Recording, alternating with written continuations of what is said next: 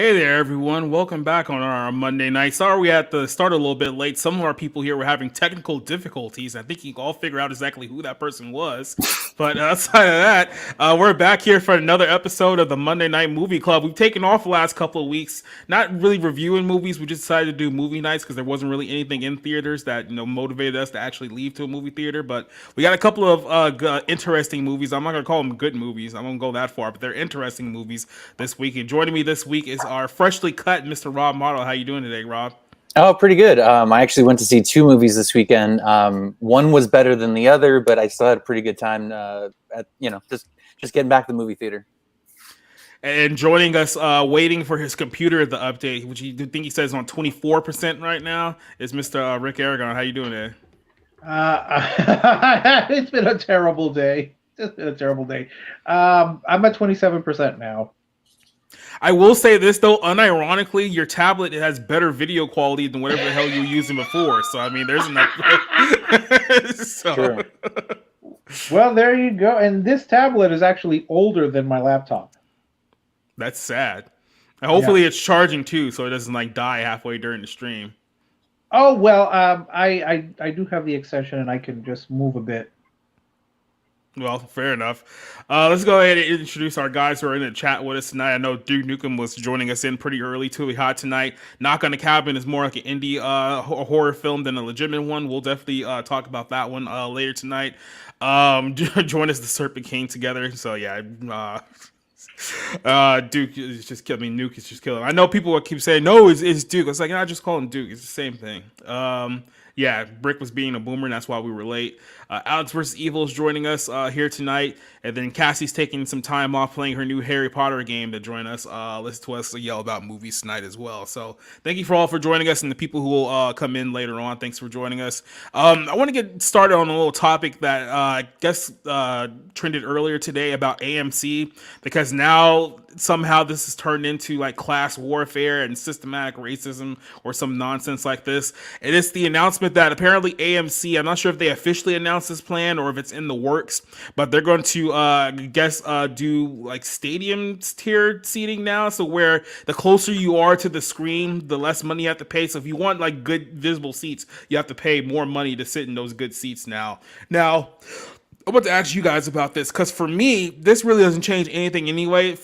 I always sit near the front. I always sit in like basically the furthest back of the front row that I can because one, nobody usually sits there, which means that I can have the entire row to myself. I don't have to be bothered. I don't have to worry about people looking over, seeing what's on my cell phone and things of that nature. I can just be alone and then watch the movie. It doesn't really change the cinematic experience much for me. Now, the only way that I would see this being an issue is that, for the subtitle films that I go see occasionally, I do want to sit a little bit further back because it requires me a little more reading out of me. But this has obviously caused a lot of hoopla on the internet. Elijah Wood basically said this is punishing poor people who have to sit closer to the screen in order to fill a movie ticket. I know this may be a big thing for some of you guys. Rob, we'll start with Rob and go with Rick. What's kind of your take on the whole thing on AMC's plan of charging people for good seats? Yeah, I mean, I don't think it's good PR. Certainly, I think people are going to bellyache about it just because it is, as this is Elijah Wood. What he said it's a democratic place for everybody to come regardless of their class and all that. And I understand the feeling behind that, but it's also let's not bullshit anybody. This is a commercial enterprise. This is about paying for a service and getting something in return. Now, I don't necessarily have a problem with it, especially if the difference is like $8 to $12. If you pay a little bit more just so you don't have to deal with annoying people. I mean, I don't want to say the people that want to shell out the least amount of money are the most annoying. However, I have my own personal experience with that, so it is what it is. Look, AMC has been in the news recently because, I don't know if they were saved by that whole that weird stock buy-up thing that happened a couple years ago, or because they were on their way out during the pandemic or whatever. I mean, weren't they behind the whole Movie Pass thing?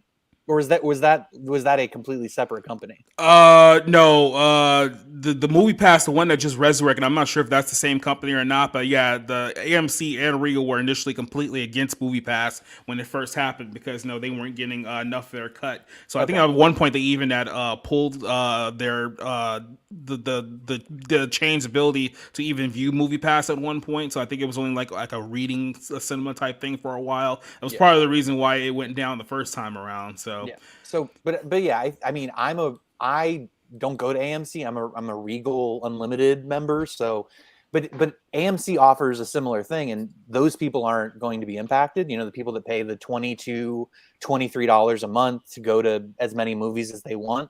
They apparently aren't even going to be impacted in this. So this is Yeah. for the sort of like, hey, do you want to go see a movie? This is what it costs, depending on where you sit.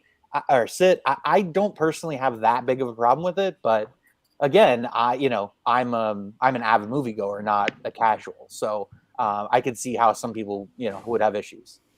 And as you were talking about that, I just realized that there could be a downfall of my experience because if they're the way that they're gonna laid out is that premium seating will essentially be the middle row seats, and those will be the premium price tickets. Then you have pretty much anywhere like behind that or slightly lower than that, which is gonna be normal price, and then the value line is gonna be the front row. Anything in the lower row seats, that's gonna be the lower price. But now I'm just thinking to myself, is that gonna push all of the let's just say undesirables to start sitting in my section now because they think they can save a couple of bucks on tickets, and now I'm gonna have to deal with more annoying people. So now I'm gonna have to spend more money just to not be annoyed at a movie theater. So I can now see where this could be a problem. Hopefully, I think what Regal is gonna do is that they're gonna watch AMC to see if they sink and swim with this entire idea. Because if this actually turns out to be somewhat of a success for AMC, Regal's gonna do it next. I mean, that's just the way that it is. But Rick, I'm not sure if you're still having internet troubles. What is your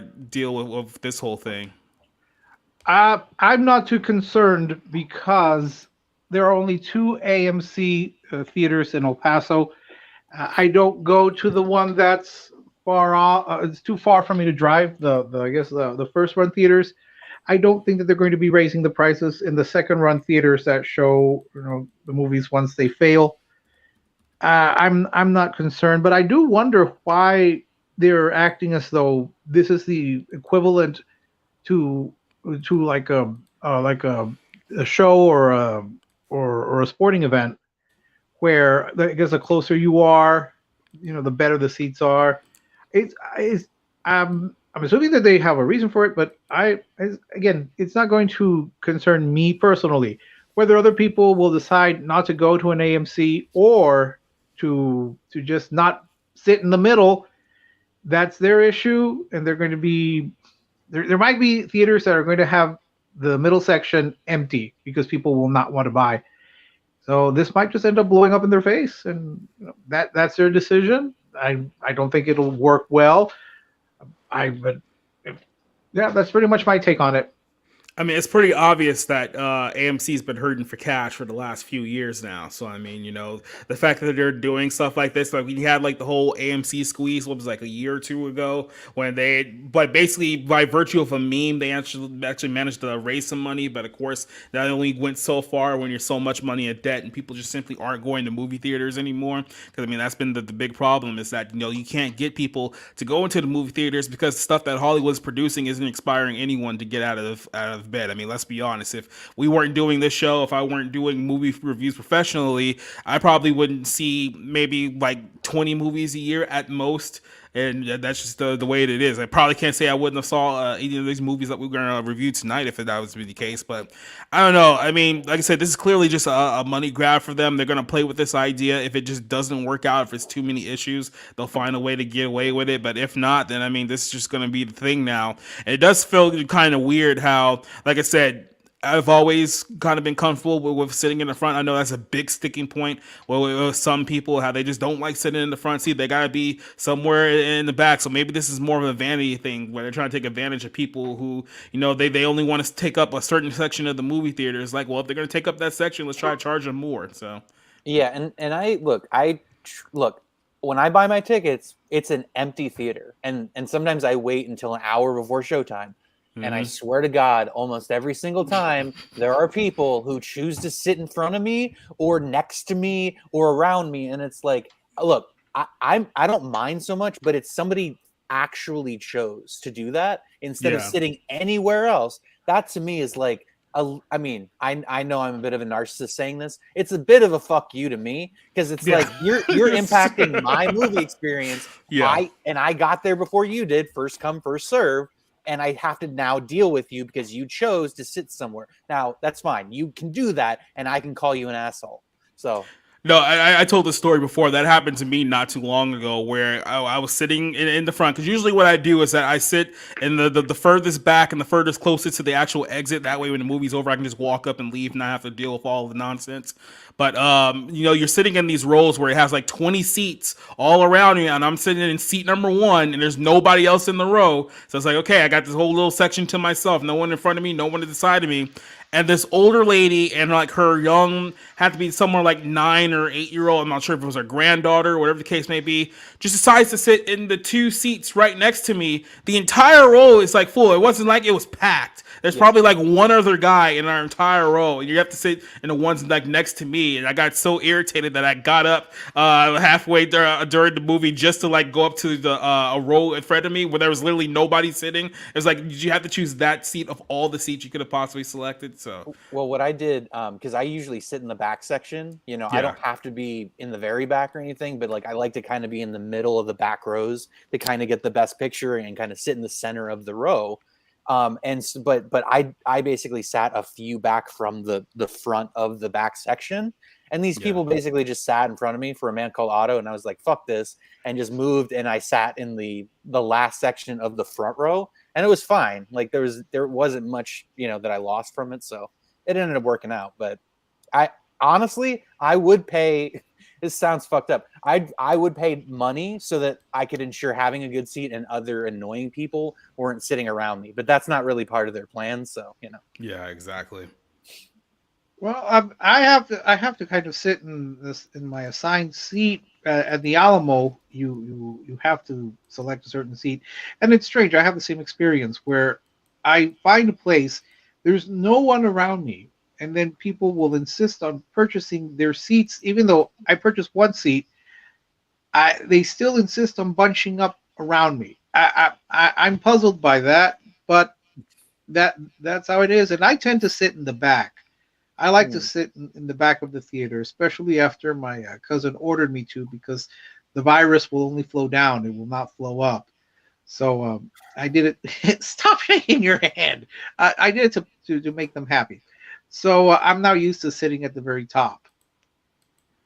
It's like people that they just sound insufferable. I just don't know how you even like put up with people like that. It's like, you know what? Just don't go with me. Like I'll go by myself. I'd rather just go by myself than having to deal with you in any way, shape, or form capacity. I don't know how you do it.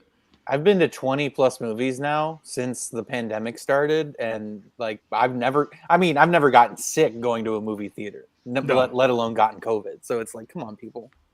Dude, I was in a movie theater, like, it had to be maybe like 2 months after COVID hit. Because remember, like, things opened up in Georgia much earlier than it opened up in a lot of other places. So we were, like, back in the movie theaters maybe like 2 or 3 months after the initial, like, outbreak. And I was like, yeah, like, I have no fear that, I'm going to go to a movie theater sitting by myself and contract COVID. Like, that was never a thought whatsoever. Yeah. Oh, yes, I took my first one mask back, off. but... Well, no, I took my mask off when I was completely alone in the theater. I did not see the point of keeping it on when I was completely isolated. But no, then I never wore a mask in a movie theater. That's stupid. Well, I mean, I had to if that was a requirement. Though my relatives all kept insisting that I was going to die as soon as I entered the theater, that I would just breathe in the COVID and drop dead right before I got the popcorn. Though they didn't quite understand, bless them, they didn't quite understand that not having, living completely alone, being completely isolated, out of work, with your mother having just passed on, I needed to see people. I needed to go out. I would rather go out and, quote, risk my life than be stuck inside the house, safe, but apparently unable to have any kind of human contact. That's not healthy. especially when you've lost your job and your parent all like a day, like literally a day apart. That's what they didn't understand. And bless them, I know that they meant well, but they just did not understand why I needed to go out. Yeah, I mean, like I said, I look back at the way people acted a few years ago, and it's just kind of amazing how we let people just get just. It's still to this day, they still won't even admit that they were just outright wrong with their whole hysteria about, oh my God, why are people at bars? They're all going to get COVID and die. It's like, it was like I said, we literally lived through the biggest psyop and continue to live through the biggest psyop now, because now it's no longer about the mask, now it's about the shot. So, But if it saves just one life, Jacob. But if it saves just one life. At this point, I'd rather cough in your grandmother's face than to have to lose my ability to live the way that I want to live at this point. I'm sorry, but no, he has to go. But so another story here is that tonight they're doing the premiere for the Ant-Man 3 film. Obviously, that's a film that we'll be covering, I believe, in a couple of weeks. They're doing premiere tonight, but I think it's opening overseas in some other locations before it's opening here, which is fucking stupid, but I mean, this is what it is. Is there any thoughts about I'm not sure if we talked about this. I think we did, but any thoughts about how Ant-Man 3 underwent a whole bunch of reshoots because apparently they weren't happy with the ending. They didn't like the tone of the movie. They thought it was too dark, and they had to insert their typical MCU humor. So this cut in the movie that we're going to get here the next week or so is essentially going to be the marked up studio version that tries to play for more laughs and more audience participation than rather having a dark movie that's supposed to establish their next big bad of the next 4 years. What do you think about that, Rob? I mean, I am so far detached from the MCU. It's hard to care. You know, I think I saw the first Ant-Man. I haven't seen the second one. I probably should, just to get a refresher for the third one. Yeah. But I don't know. It sounds like it hasn't tested well, or somebody's not happy to the point where they needed reshoots to be done. So that's usually not.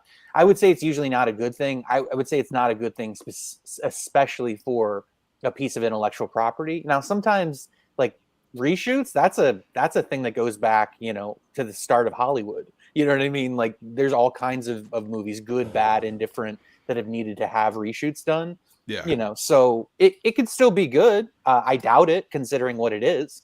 But we'll review it and watch it in a couple weeks. I'm glad that we have more this year to kind of buttress all the MCU and intellectual property crap, because it's like at least there's something else to watch and pay attention to, and not just more capes and superheroes. So look, I hope it's good. I hope they send off the franchise on a good note. I'm very skeptical, so I'm sure Rick will have more insight on this than I do. I don't know what you mean by send off, because isn't this supposed to be the kickoff for Phase 5? Yes, it is. I just meant the franchise of Ant-Man, but yeah, you're right. Oh, well, the trailers that I remember watching made it look like it was going to be slightly more humorous. So I'm puzzled as to how we got the idea that it was going to be very dark feature. Ant-Man, at least the first two the first one definitely, the second one I don't quite remember. They were lighter than some of the other MCU films. As I've said in the past, reshooting, especially the ending, is a troubling sign for me, because it suggests that the movie is not locked in, that you can change it, and they don't have a firm direction. But yeah, I already got my tickets, and it was strange. Apart from my BFF Gabe, I could not get anyone else interested to watch it. So it's a surprise. I don't know. I mean, I'm sure it'll be I guess maybe not. No, actually, in my mind, maybe it won't be as big a hit as they're hoping for.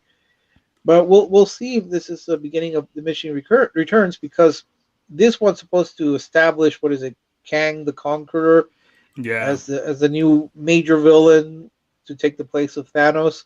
Yeah, and let me ask you guys this question real quick. I know Rick, you saw Devotion, so you've seen Jonathan Majors in other films previously. Rob, I'm not sure how many movies you've seen him before.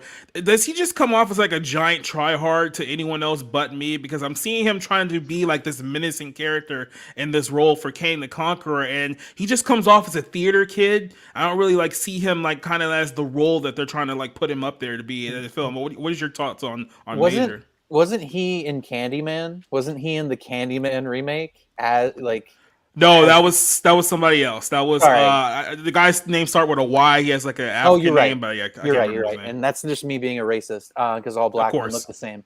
Of course. No, the only thing I know he was in was Lovecraft Country, which is something I just did not want to watch because it was like seemingly about calling H.P. Lovecraft a racist, and I was just not interested in that rewriting. Obviously they believe in him as somebody who can carry this role. But I am not very familiar with him. You know, I have Devotion sitting on my laptop to watch, so I will certainly watch it kind of before the Oscars, but I don't have much on him. I have no opinion about him. So it sounds like Rick has more experience on this topic.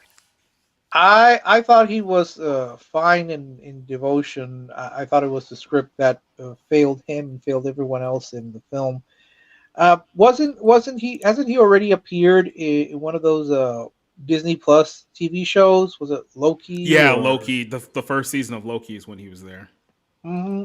For those of us who have not seen Loki, it's going to be a little difficult to try to figure out who he is because we don't keep up. I mean, H.P. Lovecraft was a bit of a racist and an anti-Semite, but he was also a little bit bonkers, so maybe we can excuse him for that. All I can say is that I will give him the benefit of the doubt because this is the first film that I will see him in, or at least the first MCU film that I will see him in. I didn't even see Loki, so I have no real background. The trailers, though, did not inspire me because his reading was very curious when he said something about, was it, you can, is that a good deal? Ant-Man. It's like I'm going, that's a little excessive how you pronounce Ant-Man's name. But my mind is open. Let's just see how it turns out, and we'll take it from there. Yeah, the only movie that I remember him in prior to this one was, I'm not sure you guys remember a movie called The Captive State, or A Captive State, the one that came out a few years ago. And John Goodman was in the movie. It's supposed to be some kind of like weird type of sci-fi movie. It came out a few years ago. I don't remember the exact plot. I just remember that he was in the film, and I wasn't really impressed by anything I saw of him there. But as you said, Hollywood is banking a lot on this dude. They got him set up for the MCU for the next few years. He's going to be in the Creed 3 movie, not coming out not too far. There's a lot of press about him in the media, like hyping him up as like this next big thing. But it's like, if this is our introduction to this character, unless it's supposed to be a quote unquote different variant of the character, I'm not seeing anything here that's really inspiring me to be like, oh, hey, he's going to be the next guy over the next few years. I know Cassie's listening right now. I know she gets this reference. She almost feels like the Roman Reigns of kind of the MCU now, where it's like he's been anointed the chosen one, but I just don't see it at the moment. We'll have to see how the MCU audiences respond to him. If they don't care for him, then they're stuck with him for a few series because they're going to build a lot of the series around him, phase 5, because he's going to be the antagonist. All of the MCU heroes are going to be facing off against him. Yep. If he is not embraced or liked, the MCU is going to have major issues. But we shall see. Are you like spraying your bathroom or something like that? What was all that noise going on? I don't know. There shouldn't be any noise. There's just some interference with the microphone. It was something brushed against it, maybe. Something. Maybe your hands, maybe you.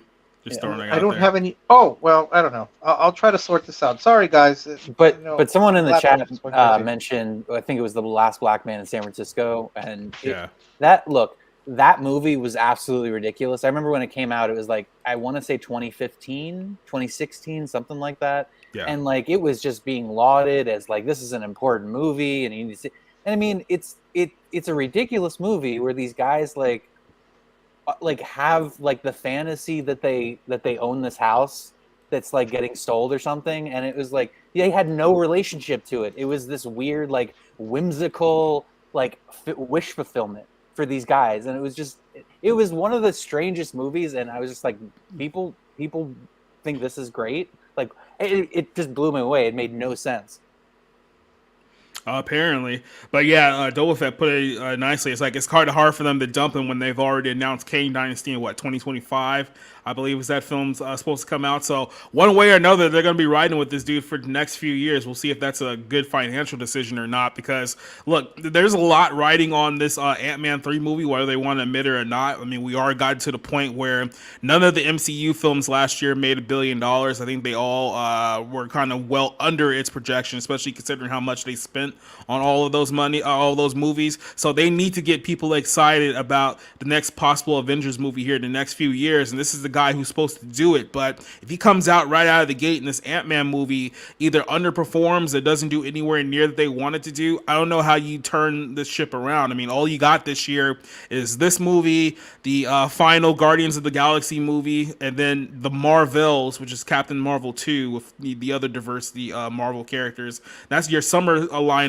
And then you got nothing else for the rest of the year. That's it. So I don't know where they go for this if this doesn't become the hit that they need it to be, but they're kind of hurting right now. Let's just put it that way.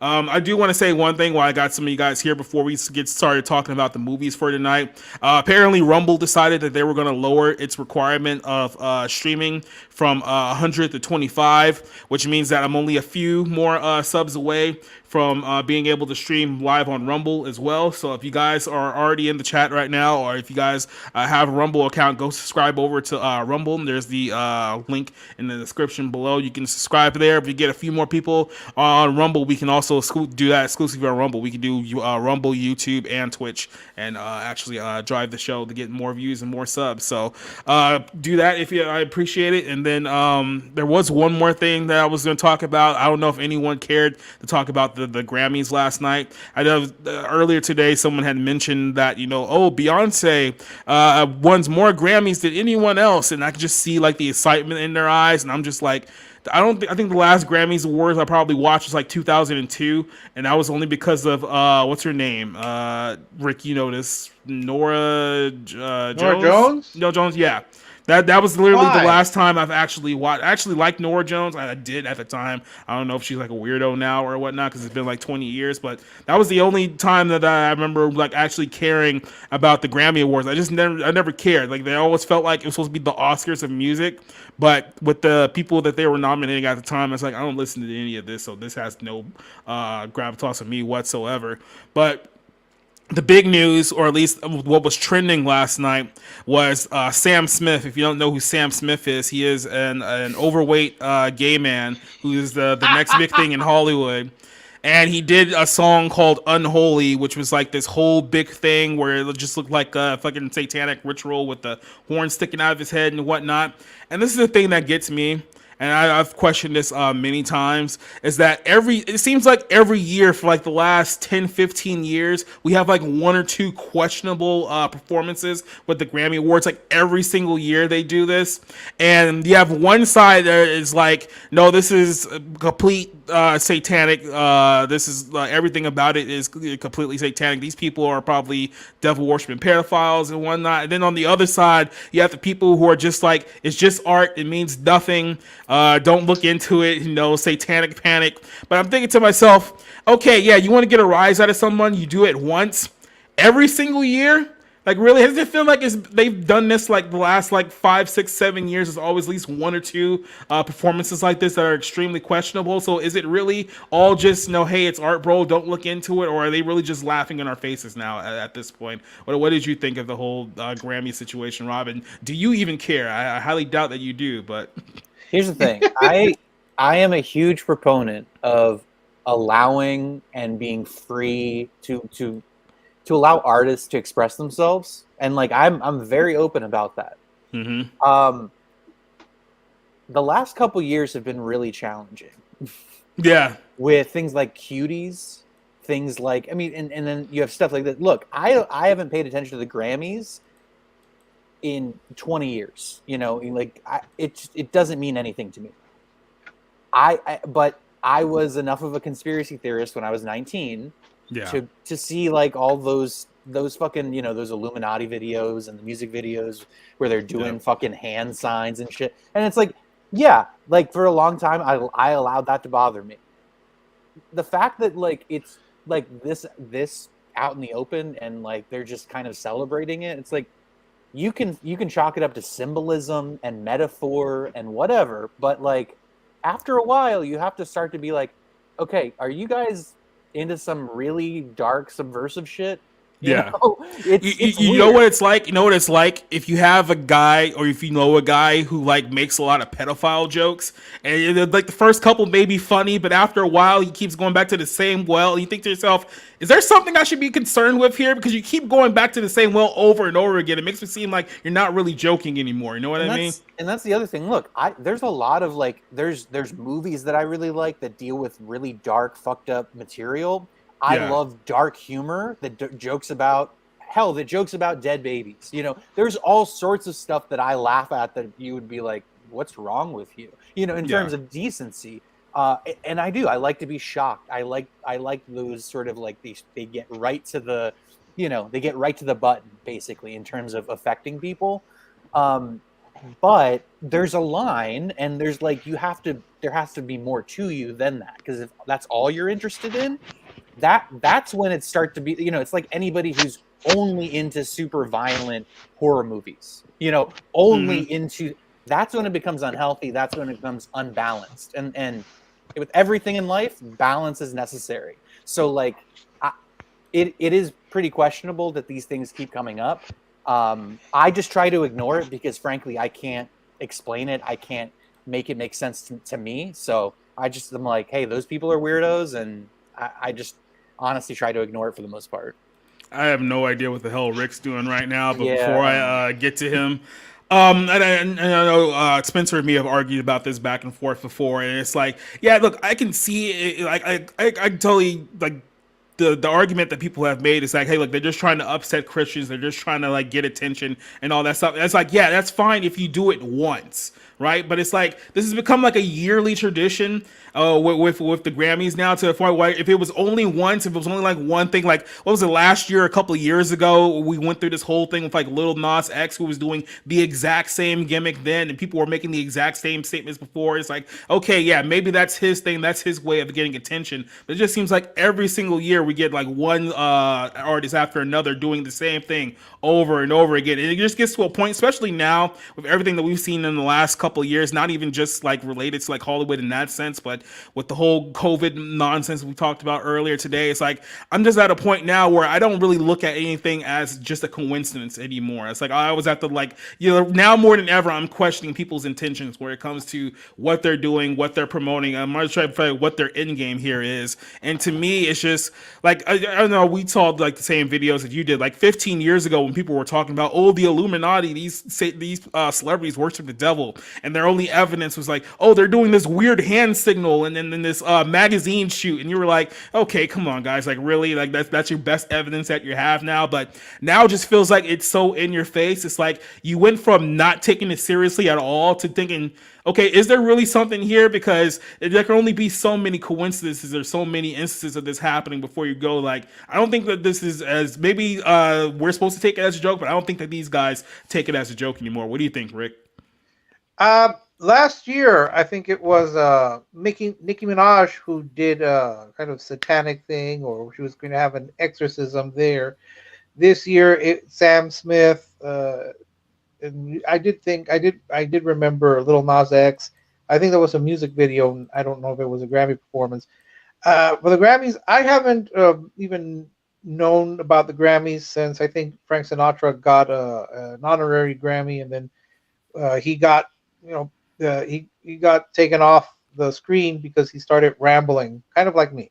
But I'm not impressed. I don't know why people claim Beyonce is this brilliant artiste, the Citizen Kane of music. I don't know any of her songs since probably Single Ladies. Um, I mean, I'm happy she won. I'm happy that everyone who won, but it's not the music that I care about, and I really don't. I don't care. I don't care about the Grammys. I'm not shocked. It's not shocking. This whole satanic thing. It's not. It's not shocking. They've done it so many times. You almost expect it. Why do we even care one way or the other? These people, this music, I don't think is going to stand. People are not. I don't know if people will be listening to anything that Lizzo makes or Harry Styles makes or or I'm sorry, you're telling Beyonce. me you're not a Bad Bunny fan? You're not a fan of Bad Bunny? Truth be told, I had never, even though I'm Hispanic, I had never heard of Bad Bunny until I saw him on Bullet Train. I had no idea who he was. I don't even think I know any of his music.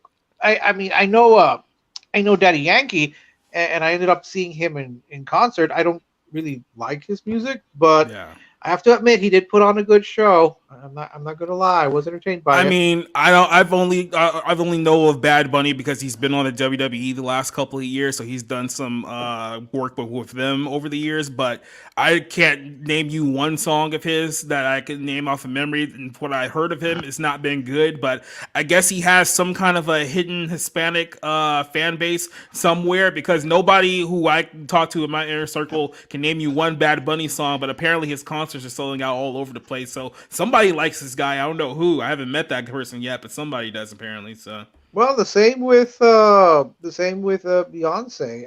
I've heard of all these brilliant albums and songs that she has written. People loved Lemonade. People love Renaissance, but I don't think I've ever heard any of her songs outside of Destiny's Child. So excuse me. So I don't get the appeal. yeah, I mean Beyonce. I mean, I don't think I've listened to a Beyonce song since what '06. That's my senior year in high school. So that just shows you how long it's been since I've listened to anything Beyonce has done. But like I said, apparently they're still giving her awards for what I don't know. But this is just kind of the world that we're living in now, and yeah, it's like. I don't know, man. This whole like music scene nowadays, it seems to be just completely centered on either terrible pop music or terrible rap music, and that's pretty much your only two like ids. This was kind of the reason why I kind of gave up on the mainstream music scene like years ago because I noticed that they were phasing out rock music entirely. And I mean, at that point, I was like, okay, yeah, pop occasionally, I guess it's okay. Rap occasionally is okay, but it's like I'm also one of those person who kind of grew up on like a variety of music, and when you just kind of like pigeonhole into one or two genres and the songs just suck ass, then it's like, okay, Well, then what am I going to stick around for? you weren't impressed with that 50 years of hip hop that they did for the Grammys, Yeah. where they got everyone from like Grandmaster Flash all the way to Missy Elliott. I really don't know any of them. I mean, I've heard of them, but I mean, I I don't know who they are, and I'm pretty sure that, if I'd still cared about, the Grammys, I would have been like, oh, yeah, that was great. Jay-Z and Lil Wayne performing together. Yay. But yeah, for me, it's just like, nah. No, I mean that's one of the reasons I enjoy my Sirius XM because Yeah. I just plug into a particular genre and I listen to that. I don't know all of these other people that they put on or that they awarded or performed at last night's Grammys. I really could not name any of their songs except for As It Was because I hear it almost every morning when my alarm goes off. And By I don't even, choice or no. That's the music that the radio station plays whenever I wake up and my alarm goes off. you It still just listen to FM radio stations? no. It's just placed on the alarm clock that I have. So you still listening to at least an FM radio station of some sort then, right? Well, sometimes when I drive my mom's Explorer because she never got she never got the Sirius XM or anything like that. So I got Sirius Radio came out in like 2005, right? well, no, well, you have to remember, my mom never changed anything in her vehicle. So I like to drive it on my days off so that I could keep, so that the motor won't die. Um, but I listen to that, and usually when I listen to the radio in my mom's car, I'll end up listening to the Spanish Christian station, which is actually like that kind of music. It's interesting. It has a variety. It's like Bad If we Bunny. go to your presets right now, is there like some kind of like Casey Kasem radio station that you listen to? Is that how far back you are? On the Rick? Sirius XM. No, on your FM radio station apparently, because you don't have the access to Sirius. Yeah, the weekly Yes. top 40. You know, the Casey Kasem used to do. Mhm. They have that. They actually have that on 70s on 7. Yeah.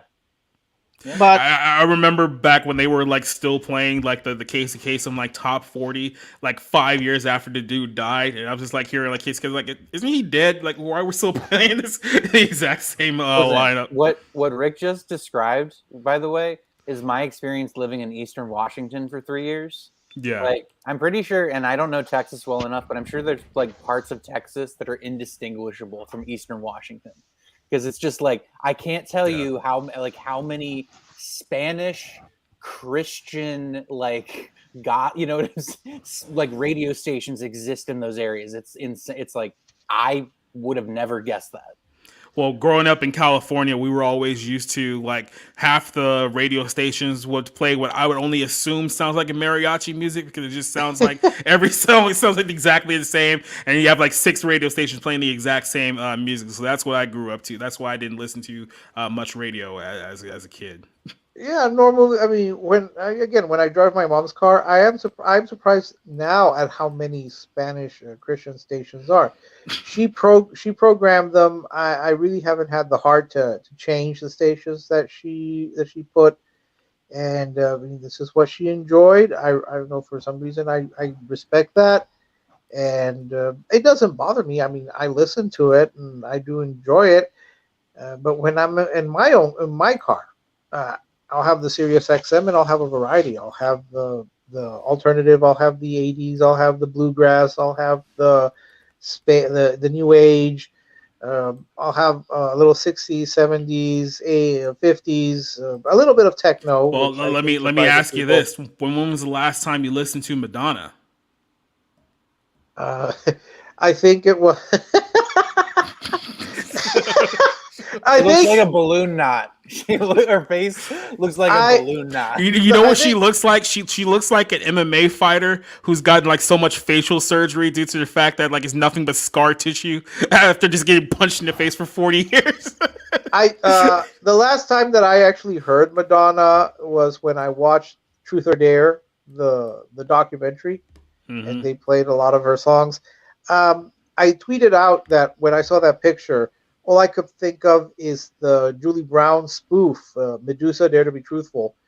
And in that movie, they offer her the lead in like a Heidi sequel called Do the Right Thing, but she mispronounces it as Do the Rich Thing. And in that sequel, Heidi grows up to be a Nazi. That's what it looks like to me. She's no longer shiny and new. That's all I kept thinking of. All I can think of is the old Bill Burr stand-up bit. Stop trying to be fuckable in your 50s. Like, just age gracefully. It's like you used to be a very attractive lady, and now you look like a cat. Like, just stop. And apparently, Yes, it is.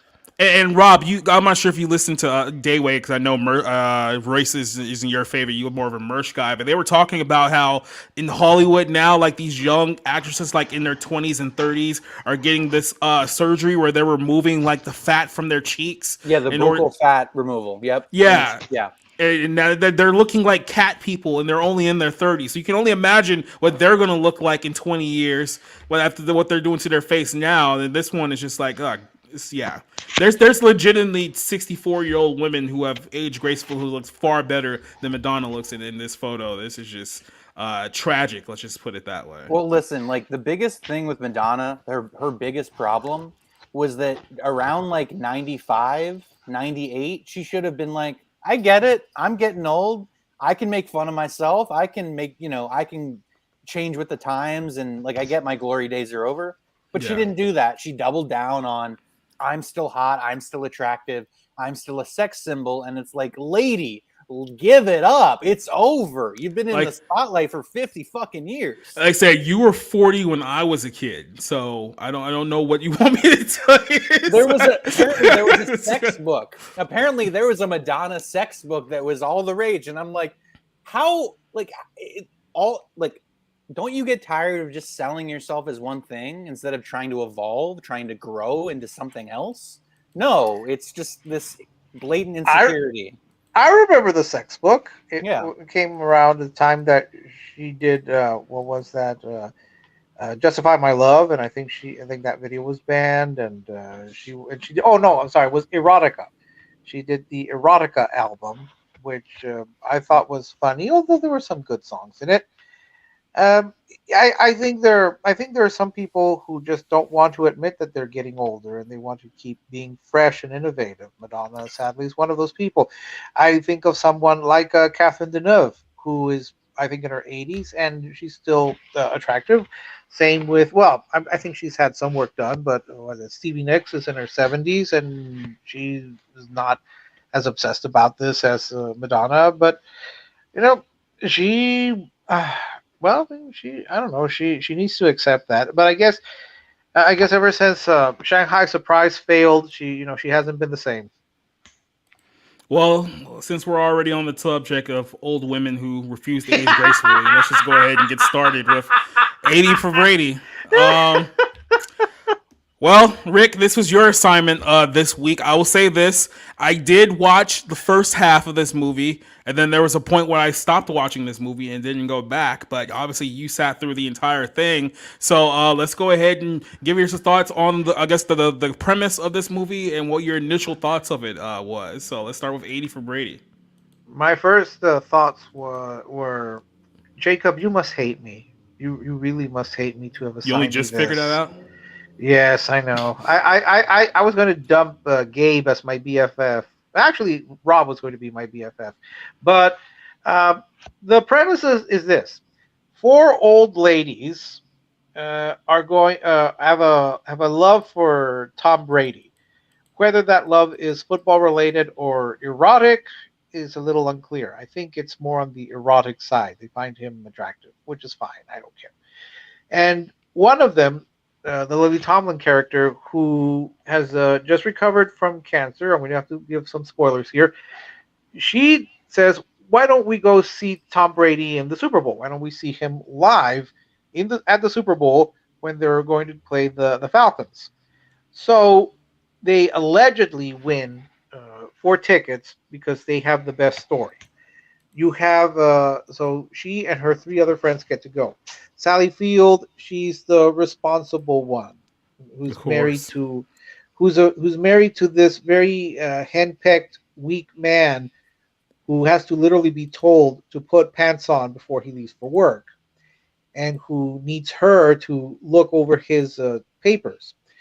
Then you have the Jane Fonda character, who is kind of sex crazed and writes erotica centered around Rob Gronkowski.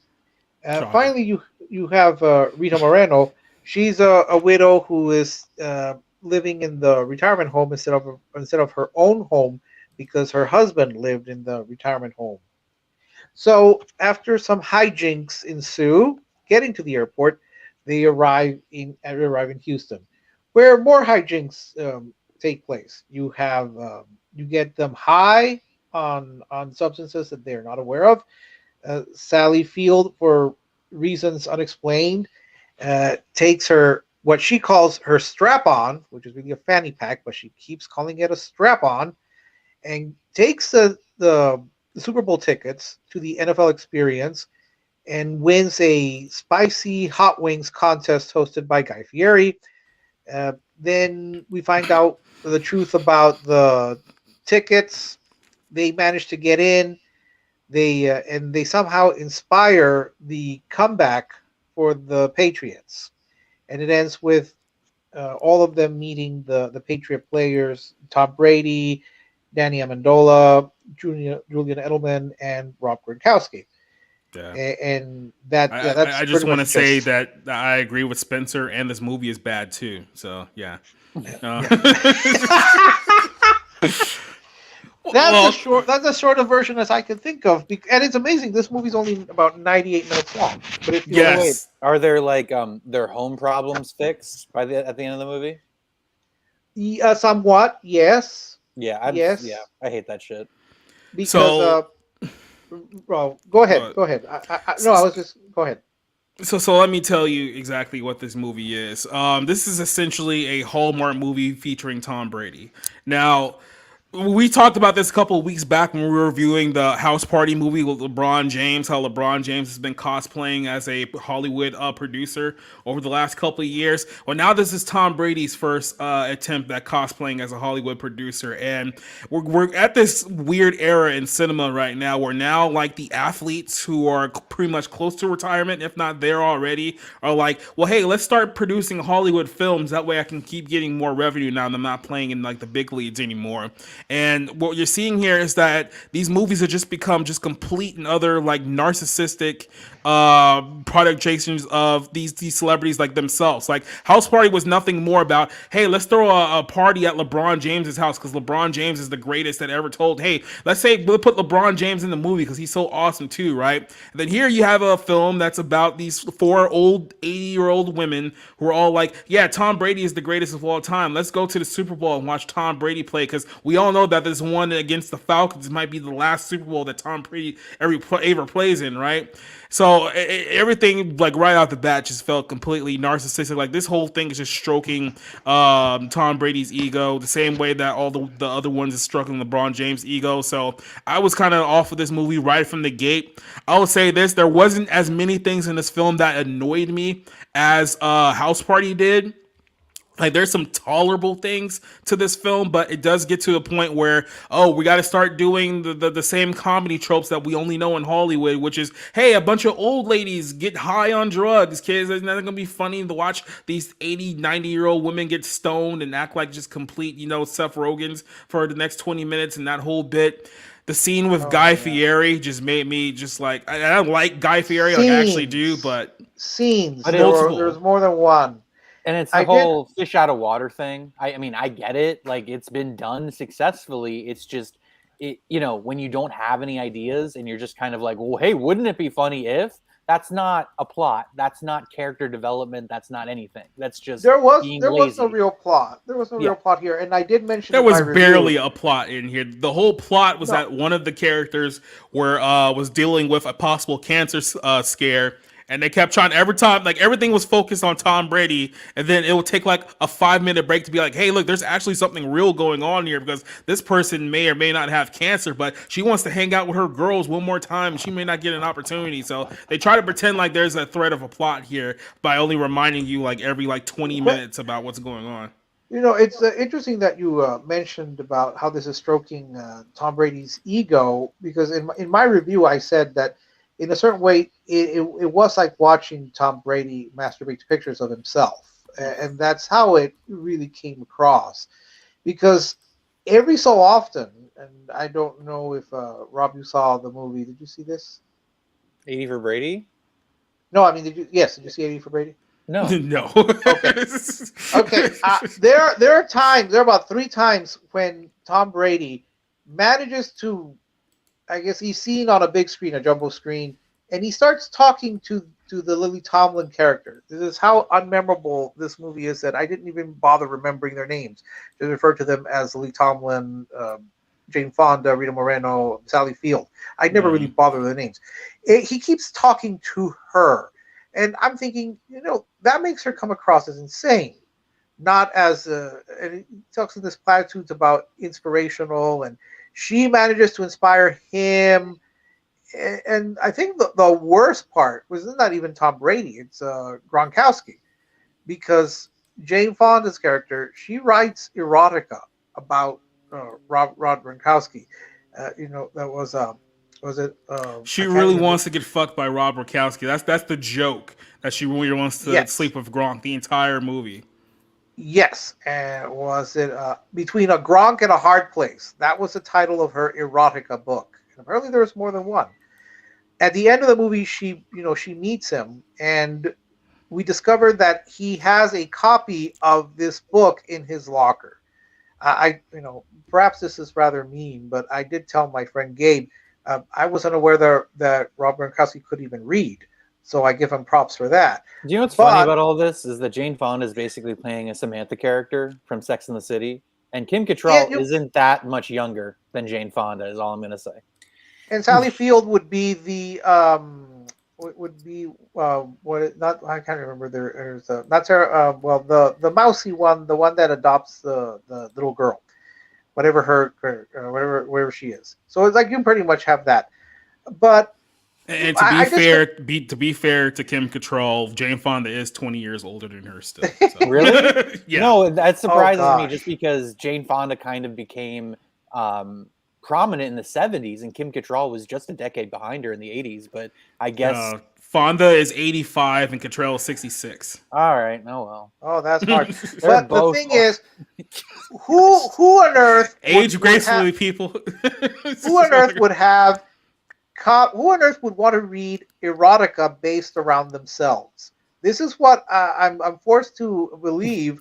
Hold on a second. Let me just stop you right there. I'm not going to read erotica. Are you telling me that this person wouldn't want to read erotica about himself? Is that what you're telling me right now? I would say that's right. No, that's not Tom. No, is that Gronkowski? No, that's Tom Brady. No, it's Rob Gronkowski. It's Rob Gronkowski who has the erotica book about Ron Gronkowski in his locker, which means that he is reading erotica about himself.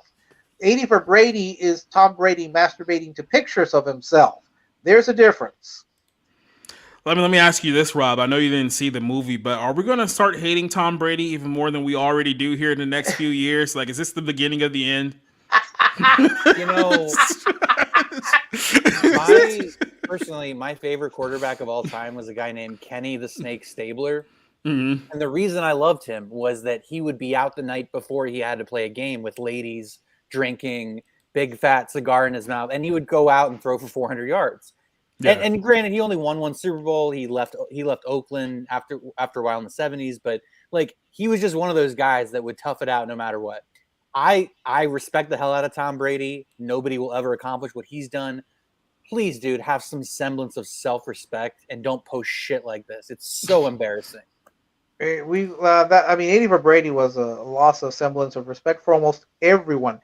There's just something cliched about seeing two old ladies high on something and dancing or moving, I guess. There is a sequence where Rita Moreno, high on drugs, imagines herself playing poker with endless Guy Fieri's. And that's where I jumped out of the movie, because I think it was when I saw Patton Oswalt's face that I was like, God. Okay, I'm done. Okay, so you want to see hold on. I just want to say this. If you want to see old ladies getting high and for it to be effective in a comedy sense, go watch Grandma's Boy. Have you seen Grandma's Boy? Yeah, I have. That's a no from me. There's no way. It's a Happy Madison production without Adam Sandler. There's no way he's seen that. But check it out if you get the chance. No, but and there were so many points. I know I get hung up on points of logic. I'm thinking, okay, if you have these Super Bowl tickets, why do you take them to an event that does not require any tickets at all, which is the NFL experience? And why someone as supposedly intelligent as Sally Field, or the character, insists on calling her fanny pack a strap-on because she keeps strapping it on herself and not putting it around her waist. How did she manage to win the spicy hot wings contest? I mean, so much of that made absolutely no sense to me. And there was one point. Okay, I've had an argument at work about this, and maybe you guys could answer it because you guys follow football more than I do. All right. So we find out, spoiler alert, the tickets are fake. Whether Lily Tomlin, did you just throw jazz hands? Whether Lily Tomlin knew that they were fake or not is questionable. I never quite got the sense that I mean, she could have because apparently she bought them online, but it also suggested that maybe she knew that they were not real. So, uh, I completely lost my train of thought with the jazz hands. Oh, that's right, they were fake. So they managed to somehow get in because the Lady Gaga's dance coordinator manages to convince the security guard that they are part of his dance troupe. I mean, you've got these four old ladies part of Lady Gaga's dance troupe. Okay, so they managed to sneak into what is it? Energy Stadium. They go and they find 4 available seats that they could sit at the game. Now, my friend Gabe and I said, look, even the cheap seats at the Super Bowl would probably have all sold out. My friend, well, my coworker, insists at work, she kept insisting, no, there are always some available seats at the Super Bowl that they could sit at. And I'm thinking 4 seats together at the biggest Standing room football only. event. No, not even. I mean, I just said that makes no sense. Yeah. So but don't worry, because after the security guard kicks them out, at the one part where I did laugh when he looks at them and he knows that they had fake tickets, so he looks at them and says, "Let's go, Golden Girls." That's the one part I laughed at. They Jane Fonda had already A Golden hooked up. Girls reference, that what got you? That's what got me. Yeah, I'm all about the Golden Girls. Come on, I've never seen a single episode of that TV show. I saw it 30 years ago on a rerun. Never saw it. Yeah, this is why I'm the alleged boomer. All right, No, so it's not alleged. alleged You said it. because I'm too old. I'm too young to be a boomer because never mind. Point is, Jane Fonda had already hooked up with a former NFL player played by Harry Hamlin, and he manages to get them into suites. So I'm thinking it's trying to be too complicated with the story could tell. Why didn't they just win the contest and get it over with? Because the 2 sports podcasters, complete with Boston accents, in the contest they awarded the tickets to the Tom Brady support group, which is 4 guys who all have the name Tom Brady, and they look miserable there. And I'm thinking, why would you give tickets to people who clearly do not want to be there when you could have given them the tickets to these 4 inspirational ladies who rallied around their friend who had just fought cancer and who rallied back because she saw Tom Brady. Well, see, you're not a football fan, so you probably didn't get this whole thing. The whole part of the rally is because, in case you've forgotten, the Patriots played the Falcons in the Super Bowl. They were down 20. I know that. No. They rallied around. No. I said that these 3 friends rallied around their other friend who had gone through cancer treatments, and she saw Tom Brady, and that brought her back to life. But these podcasters didn't award her the tickets. Instead, they gave them to 4 guys who have the name Tom Brady, but who are there and they look miserable. They don't want to be there.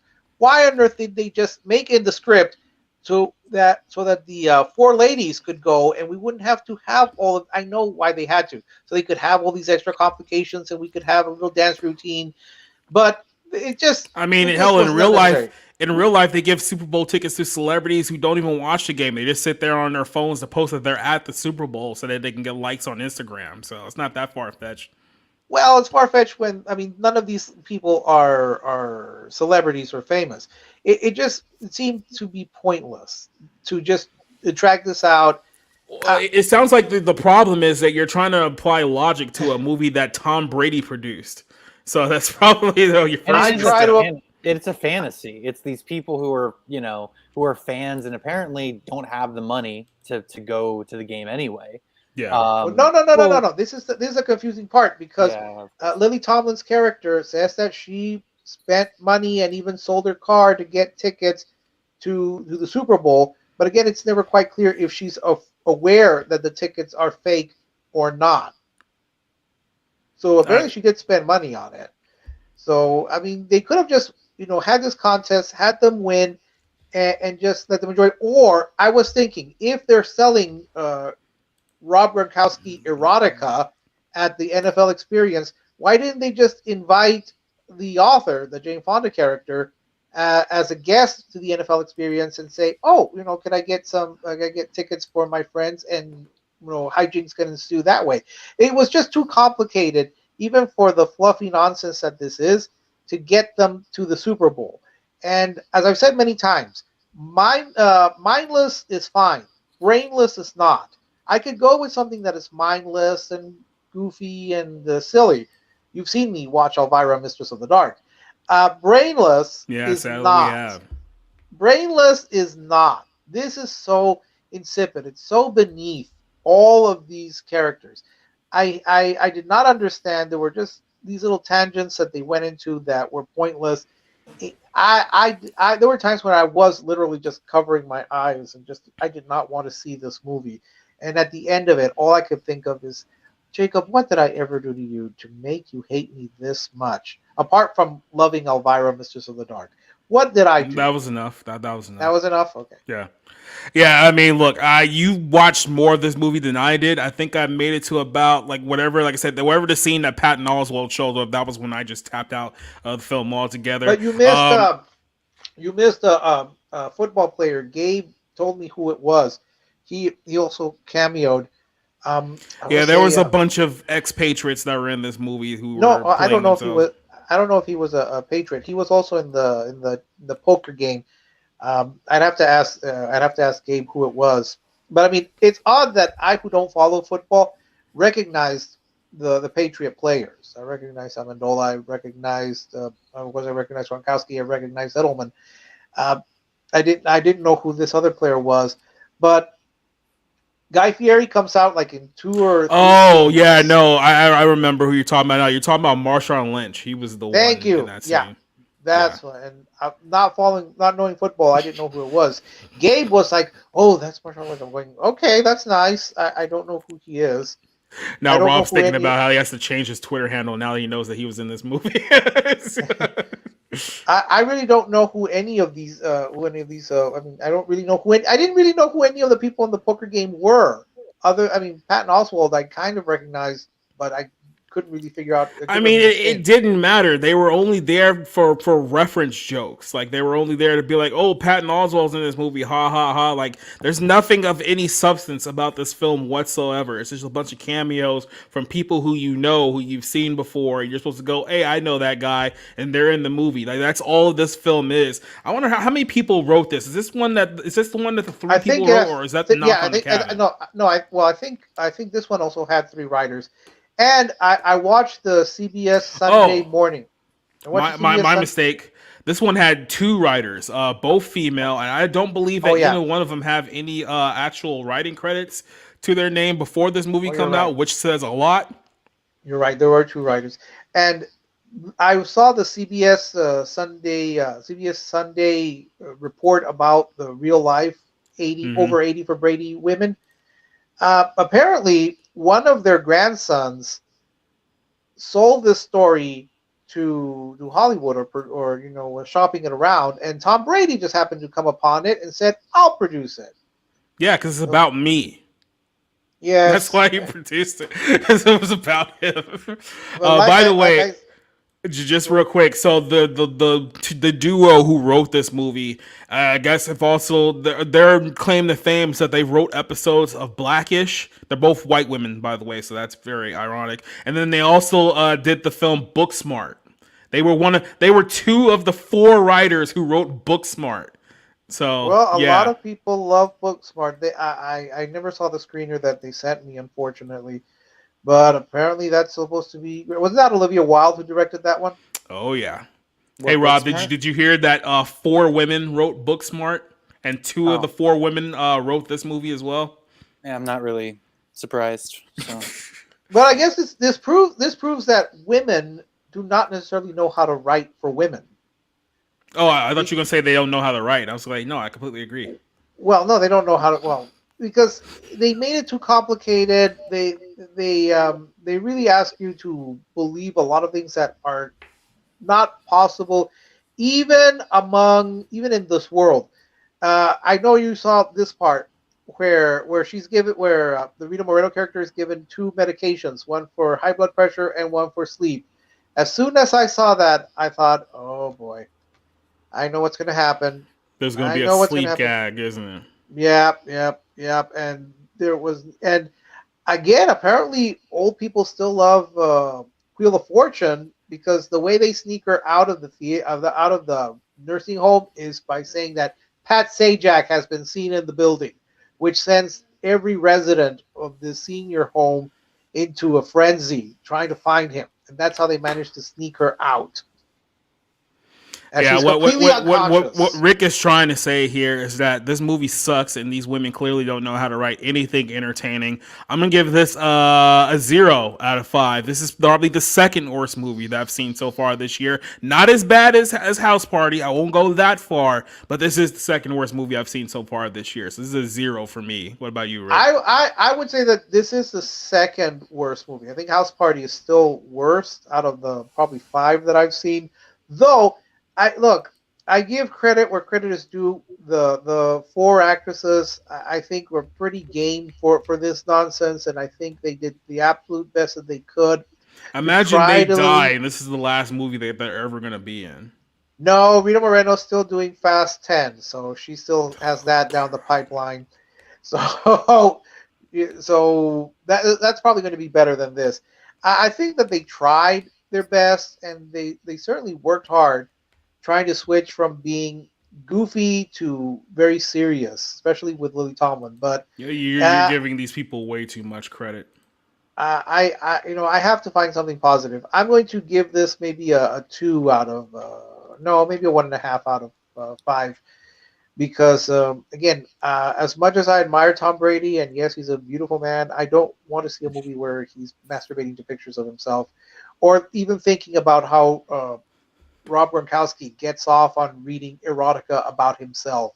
There's just some things I don't want to picture, and those are 2 of the things I don't want to picture in my life.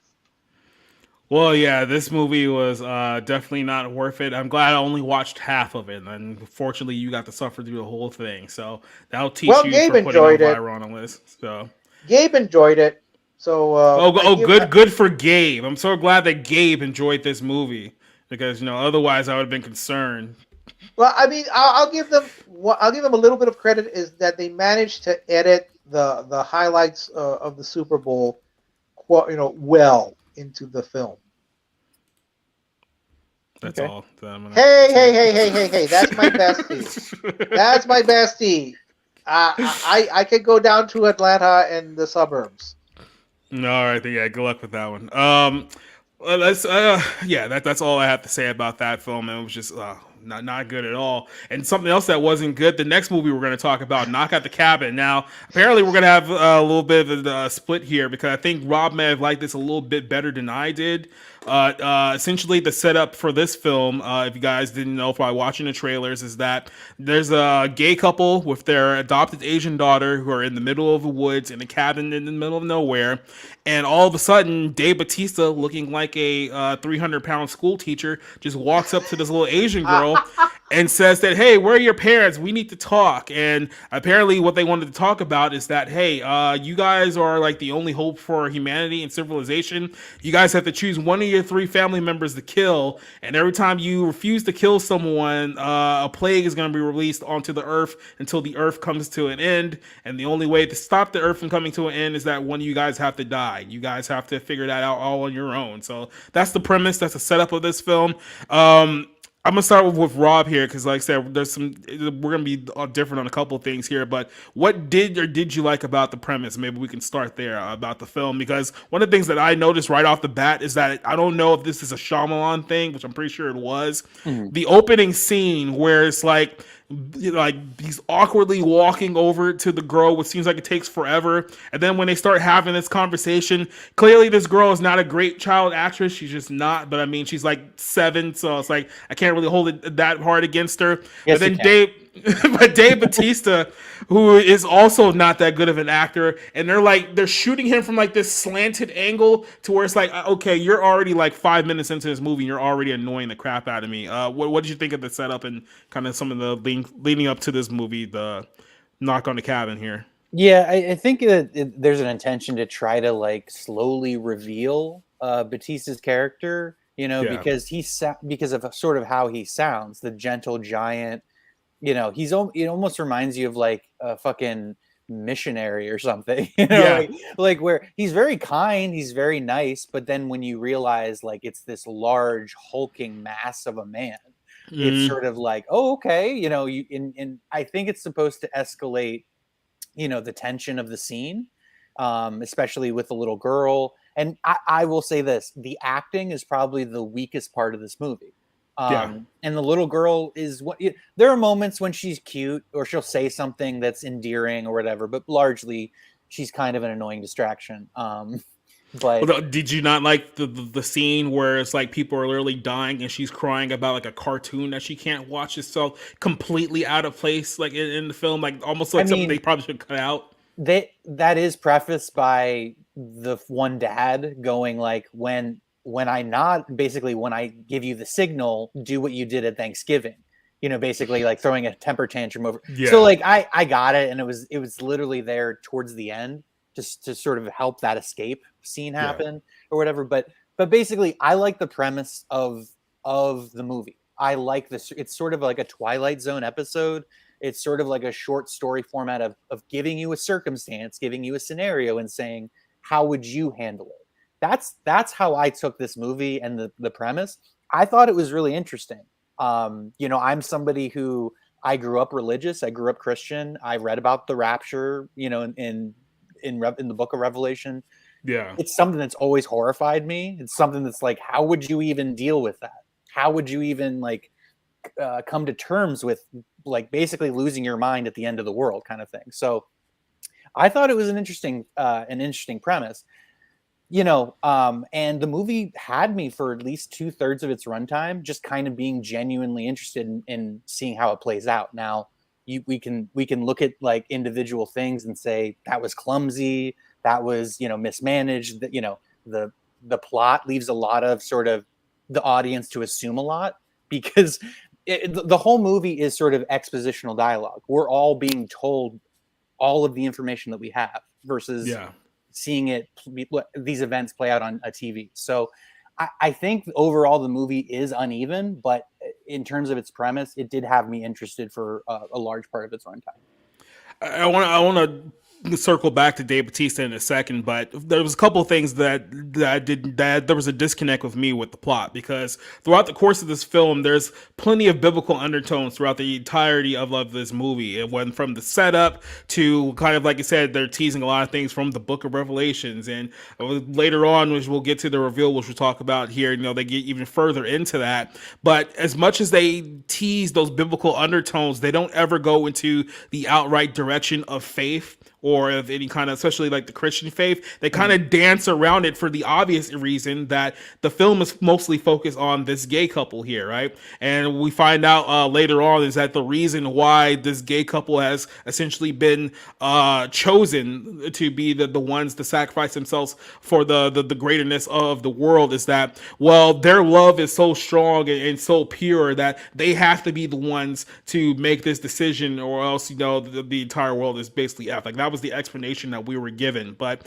like I said, they dance around a lot of these tones, which is like you can't really have 1 foot in, 1 foot out with this issue, which is why I was kind of waiting at most of the point for the film, because one thing that M. Night Shyamalan does, for better or worse, is that no matter how bad his movie is leading up to a certain point, you'll always stick in with it at least till the very end to see if there's anything at the ending that can possibly save the movie that you watched like previously, right? I know the last time this actually worked, at least for me, was with Split, because Split was probably the last good twist he's had like in a movie. It's like, oh, this is actually in the same universe as what was it, Unbreakable or something like that, one of his earlier movies. So it's like, oh, okay, there's a nice little twist. That was pretty much the last time I felt like he had that in a lot of these films. We saw Old a couple of years ago, which was kind of a dumb movie and the twist really didn't save it, and Glass before that one, which he completely dropped the ball and all the goodwill he had there. So that's one thing I will give him credit for. But even when we get to the twist later on, I didn't feel like it really saved anything. It just kind of made it kind of like less impactful. But we need to talk about Dave Bautista, because Hollywood, for some reason, wants everyone to believe that Dave Bautista is this great actor. You've heard it. We talked about it on the Barroom a few weeks ago. How they're going around saying that he's the greatest wrestler turned actor of all time. He has such range and he's so amazing. And I'm watching this entire film and I'm thinking to myself, the only reason why Dave Bautista seems like he's good in this movie is because everyone else in the film is essentially a no-name. And everyone else in this film has really no name and doesn't really have that much experience in the film. Obviously, we talked about the little girl and a few other characters. So, yeah, when Dave Bautista is the only person by default who stands out in the movie, you kind of get tricked into thinking, oh, wow, he was great in this film. That wasn't the case. Like, I'm not seeing this emotional range of Dave Bautista's character that everyone else claims to be seeing. I don't know where this is coming from. Am I crazy? Am I saying that Dave isn't nearly as good as everyone says he is? Well, he was upstaged by his Harry Potter, like what the Rupert Grint or something. Rupert Grint, he's yeah. the most famous. He was the most famous face on the screen during that movie's runtime, and I believe he's the first to be killed. So it's just like, I mean, that's how little his sort of face and his name resonates outside of what, like the fifth billing on Guardians of the Galaxy. Like, why is this guy considered a star? I have no idea. It's just, it doesn't make any sense. So by the way, I don't know if you guys noticed this. A lot of the movement and the words coming out of Batista's mouth seem to be like artificially inflated, like on the audio levels. Now I don't know if you guys noticed this at all, but it seemed like did it feel like it was almost like put in like in post rather than something like that? Yeah, because Yeah. it felt like like you were supposed to really listen and really hear what he was saying, whereas like everybody else's was just kind of normal. So Yeah. I don't know. I think the biggest issue with this movie is that these characters don't come across as very believable. And they just kind of come off as psychotic and, hey, we're forcing you to do this, up to a certain point. So Batista does that sort of like gentle giant, quiet explanation of this awful situation. Yeah. And it doesn't really come across. Well, I think that's one of the reasons why he's being praised for this particular performance, because it's supposed to be out of character.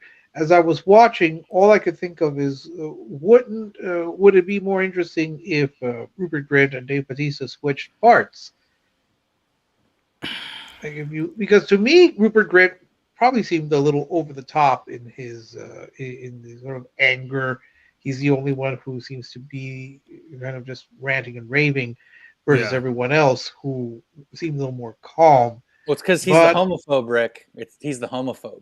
So he's angry. That is well. Again, I think they kind of played a little fast and loose with that.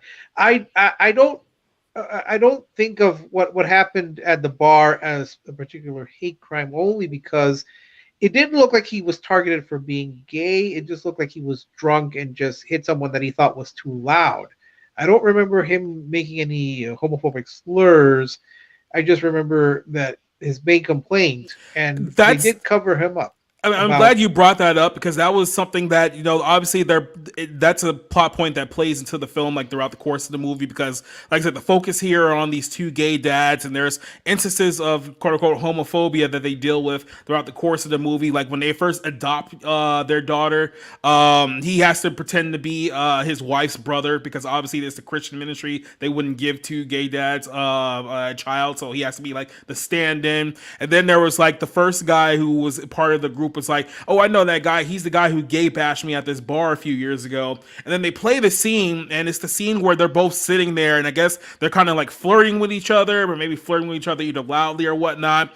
And at one point, I guess he gets hit in the head with the beer bottle, if I'm not mistaken. And then the guy just kind of like turns around and walks away. But if they were selling that it was like a gay bash type situation, why would he only hit one of the guys and run away and not hit both of them? Like, that just seemed like that was kind of like a little disconnect in the storytelling there, because if he was upset that there's these two gay guys at the bar, you figure that he'd at least get both of them, because he knocked the other guy clean out and then like ran away, but then the other one was like sitting there like screaming for help or whatnot. Well, I think in the first recap of that assault, you don't see that it's his now partners that is now partners with him. I think it's Yeah. just him the Andrew by himself. You don't see Eric there, so it made it look like he had just been attacked. Maybe outside the bar. Yeah. That's how I took it. The And that's second time, another. Go ahead. the second time that we saw it, they were there, and I all he kept saying was that they were too loud, but it didn't specify. Oh, it's because you're gay. I mean, if you looked at them, I don't know if you would automatically assume that they were gay. They weren't. It They was- weren't being very affectionate with each other. They weren't doing anything. Yeah, and I don't want to. I don't want to assume anything, but it seemed like it was an implication he felt. More than something. That's what I was gonna expressed. say. It seemed like every situation that happened to him, I guess what they were trying to portray, maybe they didn't portray it well, was that in his mind, everyone who either said something about him or like physically did something to him, in his mind, it was because he was gay. Because when they first showed up, he was accusing them of, oh, you guys are a bunch of religious bigots who want to try to convert us, and it's like, dude, we're not here because you're gay. It's like, well, we didn't even know that you were gay until we showed up here, right? But in his mind, he couldn't let it go. It's like, no, they're here because we're gay and they're trying to like bash us. And maybe that's what in his mind when he got attacked, it was because, oh, he attacked me because I'm gay, not because he's just like a wacko at a bar who may have had one too many drinks or something like that. But the other thing I feel like they missed the boat on is that when he notices like one of the guys is like, yeah, that's the guy who attacked me in Boston a few years ago. I thought they were going to start teasing like a thread where, okay, all of these guys, even though they're there randomly, they're there for a reason. So it's like, whether they know it or not, they know all of these people. They've crossed paths with these people at some point in their lives, and they're gonna start telling the story there. But that really doesn't come into play outside of that one guy, which is kind of like. And then it's like they didn't really actually confirm whether it was that guy, because when he gets hit, you don't really see like his full face. You don't really see if that was the guy or not. So it could have been just completely unrelated. Like that's some of the details in the story that I think they should have. M. Night should have probably straightened out a little bit better here. But you're talking about a film that was written by 3 people, by the way, just in case you didn't realize that. I think Well, it has was to written by be- 3 people and adapted from a novel. Yeah. Right. But I think ahead. that on some level it has to be the details have to be ambiguous in terms of, because for this thing to work, the audience has to buy into the whole apocalyptic scenario. And so it's like you have people who are basically holding you hostage. Yeah. And I apologize because I forgot where I was going. And if it comes back to me, I'll bring it back up. But we all pull a Spencer every now and then, so don't worry. Well, no, because the perception of the audience is that the world is ending, and so I don't know. It's like do you think that that's a Shyamalan problem though? Because like Shyamalan, with the way that he always sets up his movies, it's like it's hard to kind of trust what the film is telling you very early on, because you always think, well, maybe there's something else happening here. So it's like these guys show up and it's like, yeah, if you guys don't kill one of you guys, then the apocalypse is going to happen, the world is going to end. You have to think to yourself, okay, is this really what's happening, or are these guys just completely crazy? Are they nuts, or is there somewhere in between? Like, is there another reason why these bad things are happening across the world that's related to these guys that we don't know yet? So I think when you get into that kind of situation, because the way that M. Night shapes his films, even though they're telling you, I mean, he pretty much tells you straight out exactly what's happening in the movie from start to finish. Like the twist at the end isn't related to the actual plot itself, but you're kind of expecting that there's going to be a greater answer here, but you never get it. You think that's kind of the way that's a problem, just in the way that he's always shaped his movies, that it hurt him in this one? Well, these guys are looking for a reason that this is happening, and so they're the one guy's grasping at straws while the other one is just sort of is a little more quiet and a little more afraid. Yeah. And so it's like, and the audience is watching this kind of like, okay, is the world actually ending, or is there something else going on? And so it makes sense for him to grasp at straws and say, oh, you were there that night, you were that guy that attacked me, and da-da-da, when in fact, like if we go back and rewatch it, I don't think it's him. Yeah. I don't think it's him. And so it's like, I think it's more of just like, it's a bone you're throwing the audience to kind of like distract them, and to not kind of see where the twist is coming. But yeah, I think that's where it has issues with the plot has issues, just because it's like, okay, is God doing this? It's God, right? Because who else is making all this cosmic shit happening? Yeah. They never state that it's like the Old or New Testament or you know, because it's like this. Okay, so it's a wrathful Old Testament God, but it's also the God of Revelation, but no like loving God from the New Testament, right? Yeah. You know, so I think a lot of that's kind of interesting, but it's not very clear. And like you said, it's for a reason. Well, I think when I was thinking, why don't they switch parts, Rupert Grint and Dave Bautista? I think it is because if you had Dave Bautista play the guy who assaulted Andrew, his physicality would have made it more obvious. When you have someone who is kind of a short, somewhat skinny redhead, you could mask him better than you could this 6'4", 6'5", exceedingly muscular man. But you have the problem is that I'm looking at him and he's supposed to be a second grade teacher, and I'm thinking, I'm not sure. Well, I mean, maybe nowadays you could have this hulking, multi-tattooed person be a second grade teacher. It would still be a bit of a stretch. So that's why you had to have Rupert Grint cast in that part, so you could make the alleged gay bashing more believable to think it was him. Though again, the circumstances that we were shown on the screen did not lend themselves to the idea that it was a gay assault or an assault because he was gay.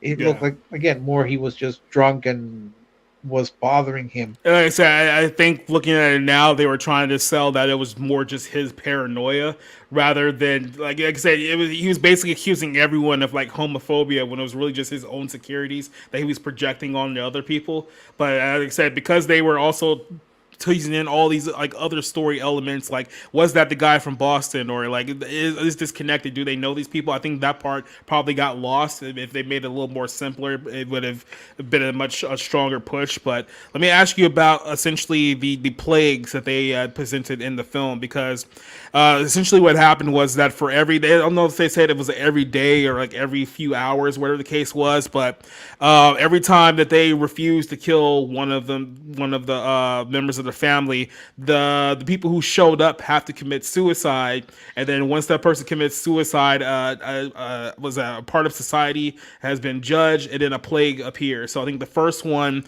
was a massive earthquake that causes a tsunami, which visually actually looked pretty cool. That was probably the best one that they did throughout the course of the film.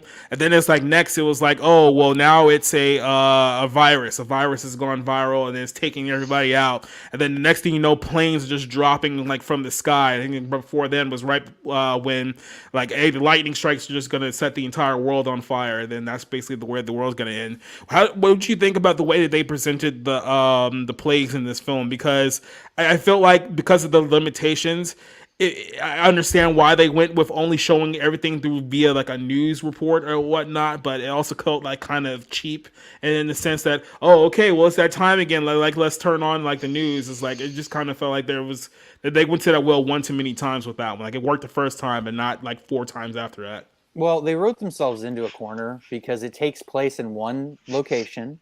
Yeah. It's cut off from civilization.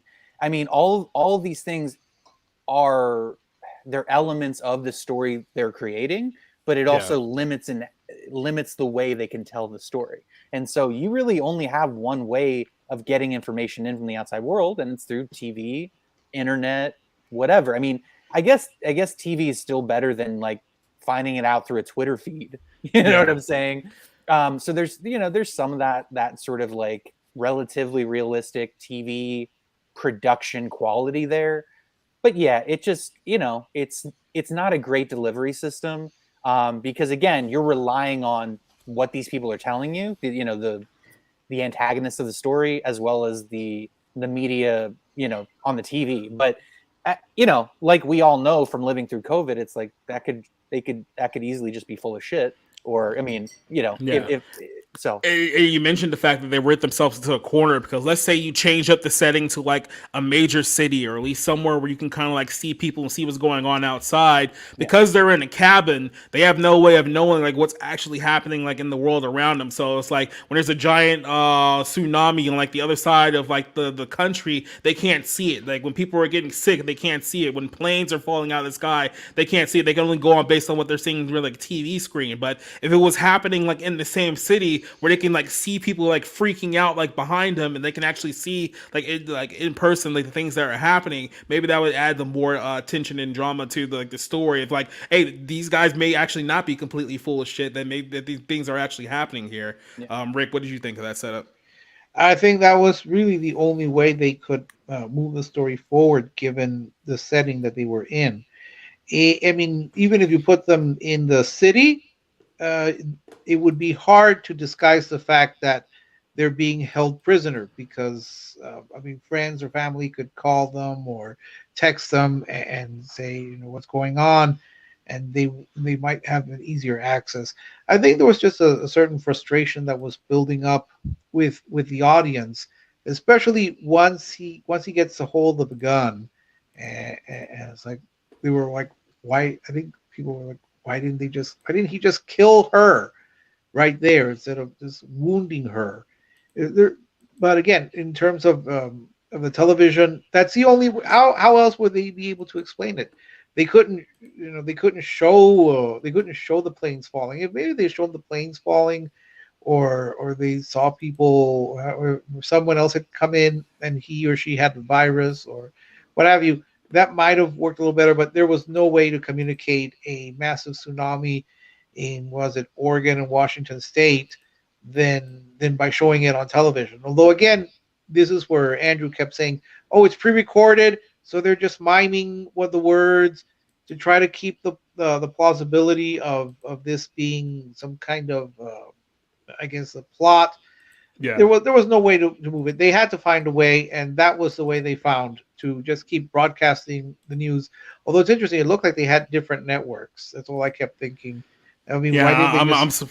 who did this film? Who produced this film? Well, Universal. I'm surprised they didn't just put another NBC knockoff. We see them do it with other NBC related properties, like Jurassic World got MSNBC and CNBC. Why don't they just do one for this one? Cheap bastards. Yeah, I mean, I would have just said, well, put on another station. You know, apparently they just get like one. I'm assuming it's supposed to be one television station or one network.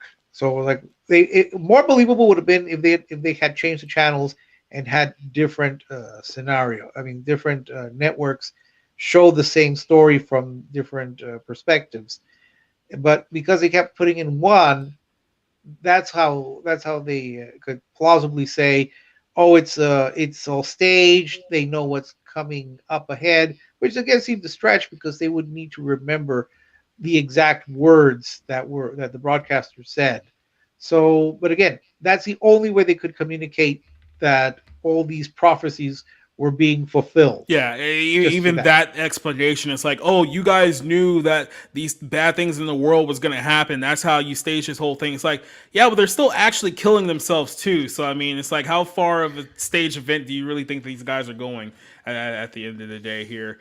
But as we find out here towards the end of our film, is that the guys who, like I said, Dave Bautista and his group of just random people, we find out towards the end, right before the last plague happens, where the planes start falling out of the sky, and it looks kind of, I mean, it looks pretty cool, even though it's pretty much computer generated, but it's like the first sign that, oh, okay, something actually is happening here. Maybe we should take this far more seriously. Is that the four guys who showed up were actually the four horsemen of the apocalypse. So we go back to that biblical reference once again.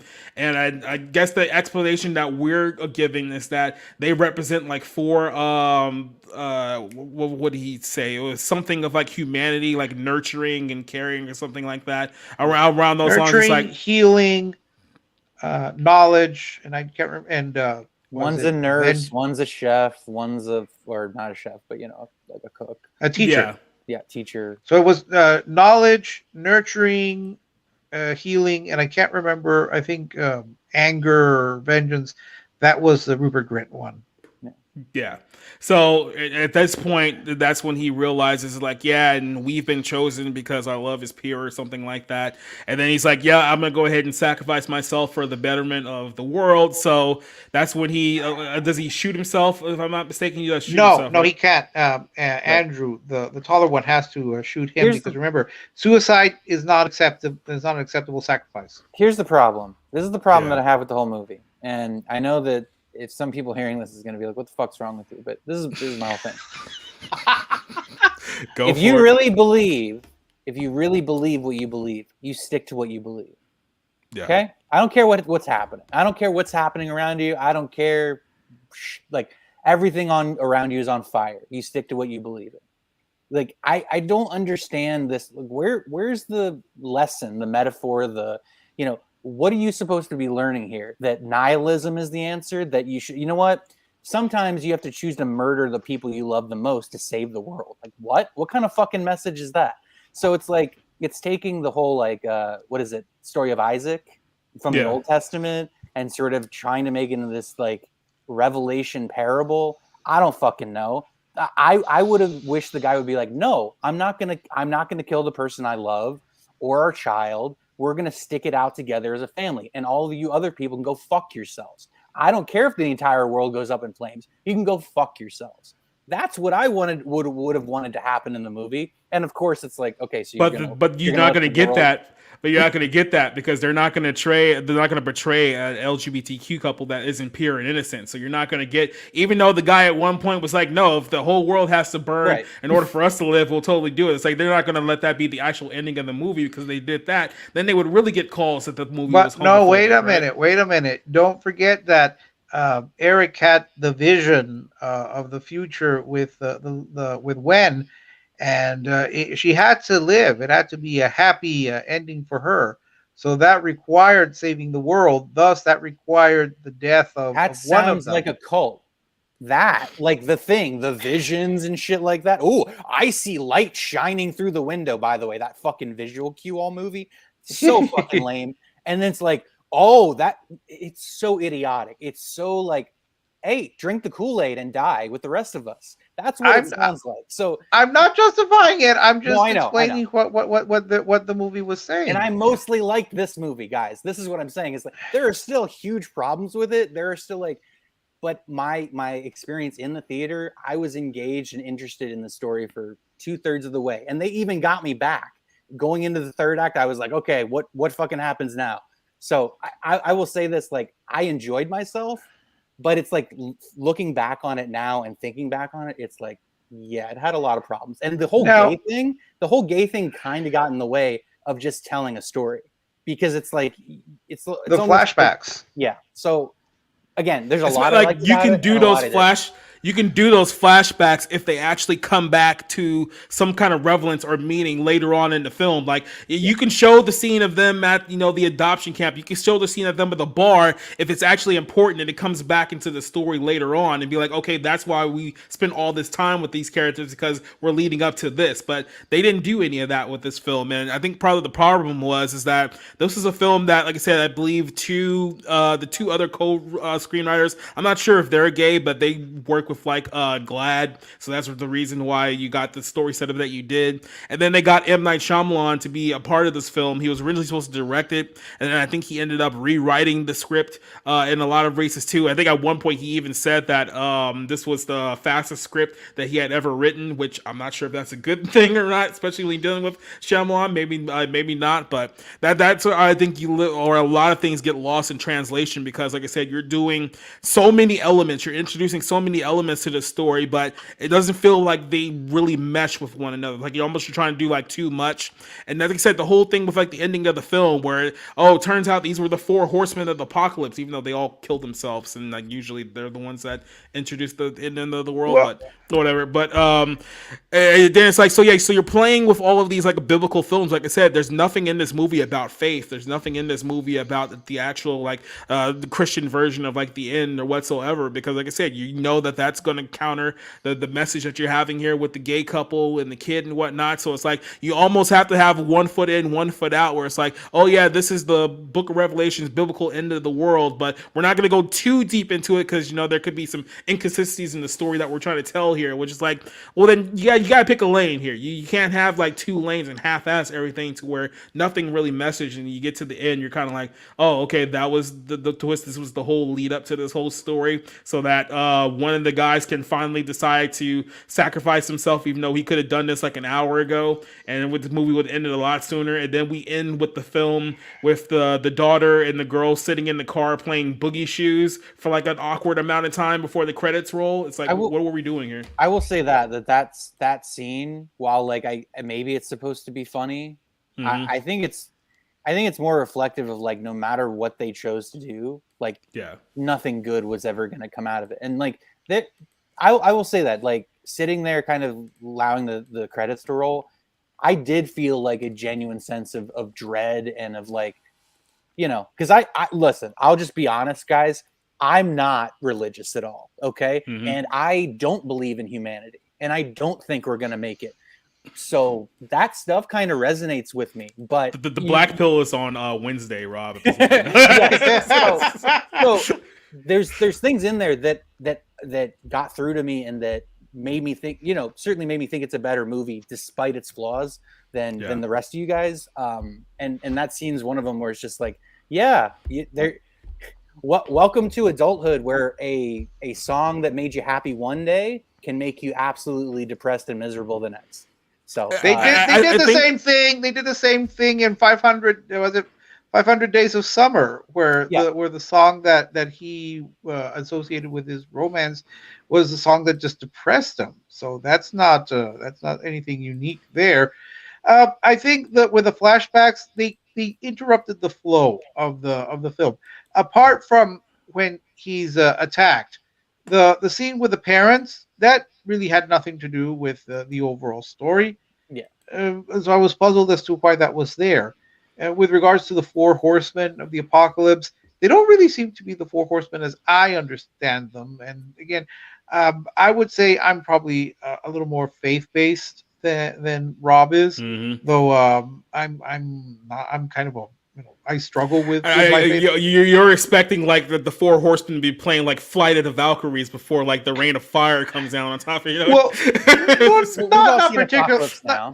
Not particularly, because I mean, I understand they were representing like war, pestilence, not anything that they mentioned about nurturing or caring or healing or anything like that. That's not my understanding of the four horsemen. I took that to mean that's how Eric imagines the four horsemen. He ascribes them because there were four of them, but they don't have the traditional elements of the four horsemen of the apocalypse that most people, even irreligious people, have. Yeah, like I said, that they wanted that biblical storytelling, but they didn't want to use the faith. So it's like it's all kind of just empty at the end. And I think with the ending, where like I said, they're sitting in the car and they're playing the song, I think what they were trying to portray was that that kind of scene works if you're more like in an action movie setting, when you've been through kind of like so much, and then you finally get to a point where it's just over, where you can just like kind of finally relax, and now you can just like sneak in like a little lighthearted scene now that the whole thing's like over. I think that's what they were trying to go through, whether these characters have been through such an ordeal that now that it's over and they can just like move on with their lives. But I don't think they matched up the tension up to that point the way that they wanted it to kind of have that impact when they played it. It just felt like it was completely out of place for me. So all in all, force it in. All in all, I mean, like I said, this movie, I just kind of like sat there and felt really much of nothing for it. Like, it didn't annoy me like the 80 for Brady film did, but I was just kind of like sitting there, like waiting for things to happen, waiting for things to make sense. And then when we got to the big reveal towards the end, I'm just kind of like, okay, this is what we led off to. Like, this just kind of felt like a complete waste of time for me. I think this was supposed to be a horror film, but it never really felt to me in any sense that this was a horror movie. So I don't know how they would describe this as a horror film, even like a psychological horror film. It didn't have that connect with me at all. I'm giving this one like a 1 out of 5. I mean, I've seen worse. I won't say that it's the worst thing that I've seen so far, but it just didn't have any effect with me at all. So, Rob, what did you think? Yeah, I probably scored it too high because I enjoyed it. Actually, enjoyed myself more than I thought I was going to. Yeah, I probably would still put it at a 3 out of 5. It has issues. It's not perfect. Yeah, I liked its premise. At times the acting is kind of bad. Most of the performances are not memorable. it has logic issues with the plot and all all kinds of things like that. But yeah, I would describe it more as like a horror thriller, or supernatural thriller, something like that. Because you're kind of dealing with, you're dealing with elements that are not literal. Well, I don't want to say literal, but it's basically like, oh, hey, these things will happen if you don't kill a member of your family. So it's a little like, okay, I'm in this situation. How the hell do I get myself out? Yeah. Like I said, I give it a 3 out of 5. I think it's solid in terms of its premise, in terms of the situation. It kept my attention, but as I've already explained, it has issues in character and plot and just kind of making general sense. So, and it just, they kind of push too much on the, hey, look at this great gay couple. They're great. Perfect in every way. Yep. That's why God chose them. Rick, what did you think? Do you have a rating? Well, I would say that it's. I probably liked it more than you, but less than Rob. I would probably put it at a 2.5, maybe a 3. But I give them an A for effort in the performances. I think they really did try to give good performances. I thought Rupert Grint was the weakest one because I thought he was kind of overdoing the anger part there. It's an interesting premise. It did keep me involved for most of the film. I didn't think it was terrible. I thought it was definitely better than 80 for Brady. I would just say that it doesn't quite hold up when you watch the whole thing, but it was a good effort. And again, I have to remember that it was an adaptation of a book, and I believe that in the book it is a gay couple, and I believe in the book it's the daughter who dies somehow in all this. So I mean, you mean in the book those two selfish bastards killed their own daughter because they didn't want to take themselves? I don't know if I don't think they kill her. I think she ends up getting killed by accident. But of course, it'd be very difficult to show a girl or a child being killed on screen. That's why they had to make the change also in something called the Casual Vacancy by J.K. Rowling, because there she had a child drown, and in the TV adaptation, the child lived. But again, I give it a 2.5. It was a good premise. Didn't quite work, but it kept me involved for most of it. So I give them credit for that. Okay, before we get out of here, we have to talk about M. Night Shyamalan here for a second because I feel like Split was kind of like almost a happy accident when you consider like his recent resume of movies outside of that. Because let's just take Split out of the equation altogether. Let's go all the way back to The Village, which a lot of people did not like. I didn't hate the movie. I didn't hate the twist as much as a lot of people did, but I know a lot of people didn't like it. You have The Village. You have Lady in the Water. You have The Happening, you have The Last Airbender, you have After Earth, The Visit, Glass, Old, and then Knock in the Cabin. That's pretty much been his entire catalog for really the last 20 years now. Do we give him too much credit? Is he just terrible, like as a filmmaker at this point? Have we seen enough of him to just be like, okay, no, this movie's going to be bad because he's in it? Like I said, we thought that up until Split, and then he kind of surprised everyone. It's like, okay, that wasn't nearly as terrible as all the other films. Maybe he's back now, but it's been like 3 movies now, and it's like, no, this guy's not back at all. What do you think of just M. Night Shyamalan here? Well, I mean, a broken clock is right twice a day. Yeah, I'm not a fan. I dislike M. Night Shyamalan so much. I want to discredit The Sixth Sense and Unbreakable to the point where it's like they're not even that good. They're not even that good. And like, to be fair, The Sixth Sense is a really well made movie, as is Unbreakable. So I don't want to go that far. But you reach a point where it's like, oh my God, what are you doing? You're a professional like artist, and this is the shit you come out with. So I have to feel like he bought into his own hype at some point, because you had The Sixth Sense, you had Unbreakable, you had Signs, which a lot of people did like, but then a few years after that, you end up making something like Lady in the Water. Listen, it's like I know that you don't mind The Village so much. When I went to go see it when I was 16 years old, I was in high school. Saturday night at the movies. Full, like it was a sold out showing. Everybody was pissed. Like that joke in Family Guy, like, Mhm. the movie's over. People are walking out. Everybody looks pissed. But it was that movie, and Yeah. I'm from those rural Pennsylvania woods, like Yeah. that movie takes place in. There's no fucking way that would ever be feasible. Like, oh, it's a hidden away society cut off from. Yeah, bullshit. So that's fine. Like whatever. Lady in the Water, though, that was like you made a mermaid movie. You made you wasted Paul Giamatti making a fucking mermaid movie. What the fuck is wrong? Wasn't that not only did he make a mermaid movie, but wasn't like the whole thing like he was like some great writer who was like the only one who can like save civilization or some shit? Like it was a very narcissistic movie. Let's just put it that way. And that one pissed me off way more than the Village did. Yeah. Yeah.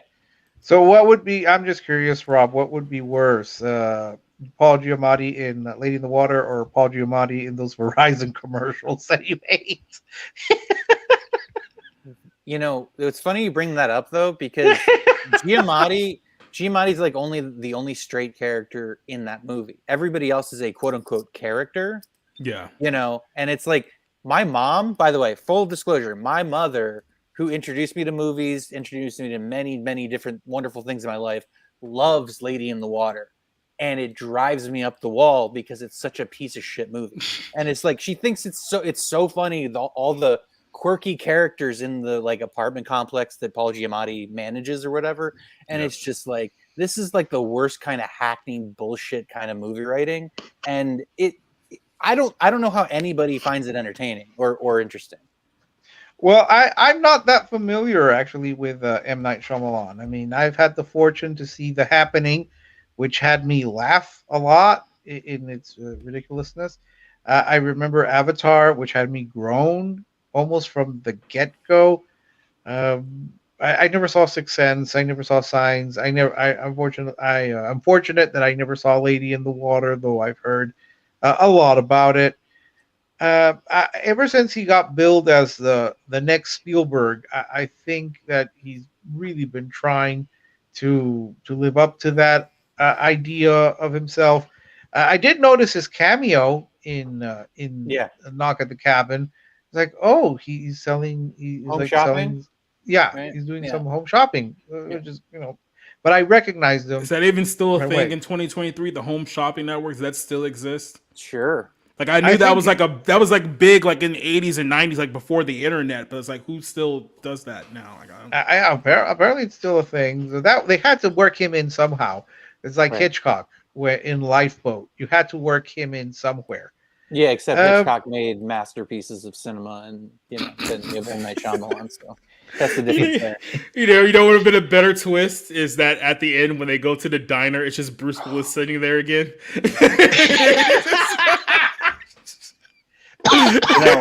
I know that I'm not gonna get a chance to review it or anything, but I did want to mention Infinity Pool, which I saw on Friday, which is the best movie I've seen in 2023. I really liked it. I think it's disturbing. I think it's fucked up. Basically, Alexander Skarsgård is a famous author who goes on vacation to a resort in a country that doesn't exist in real life. It's made up. But basically, like the local government keeps it nice for the rich people at the resort. But if you step outside of the resort, you're pretty much open to their laws. And so basically what happens is Alexander Skarsgård hits somebody on a drive back to the resort. The police come find him and basically say, we can put you in jail or we can have you cloned. And you have to watch your clone get murdered by the firstborn son of the family that you affected by, who you kill. So it's this kind of weird, twisted, like slow descent into this hellscape. It's very interesting. Mia Goth. Epstein Island, basically. Mia Goth is in it, and I think it's her best performance. Even better than Pearl. Just my opinion. But go check it out. Go watch it. It's a fucked up movie. It's on my list of a movie I need to catch up on. Yeah. So this mythical island sounds like, this is mythical location sounds like Jamaica. Like if you leave the nice resorts, it's this or Haiti. It's this. Well, no, according to Conan O'Brien, Haiti is a beautiful country. So Yeah, in the resort that he stayed at. I do remember the village, and I did grow angry at the twist, but I only remember Adrian Brody and just finding him completely hilarious in his performance as this kind of he was the village idiot. It was a comical performance, and I don't know what he was going for. M Night Shyamalan, I don't think he's the next Spielberg. I don't think he's the next. Well, they're not saying anything. that now. That was like 25 years ago when they were saying Exactly, that. and they've been trying to push him in that way. I think he's had a couple of good films, sadly, which I've not seen. I don't think I mean, this is probably the best Shyamalan movie that I have seen, but that should tell you. I mean, compared to Avatar, compared to The Happening, I think that pretty much says why I think this is the best one that I have seen. Well, I say this. This was a good discussion this week, especially on all of these movies that I forced you guys to watch. But next week, I'm going to force you guys to watch another movie that you guys probably don't want to see. We're going to all go see Magic Mike 3, which is the one with Selma Hayek. Yep.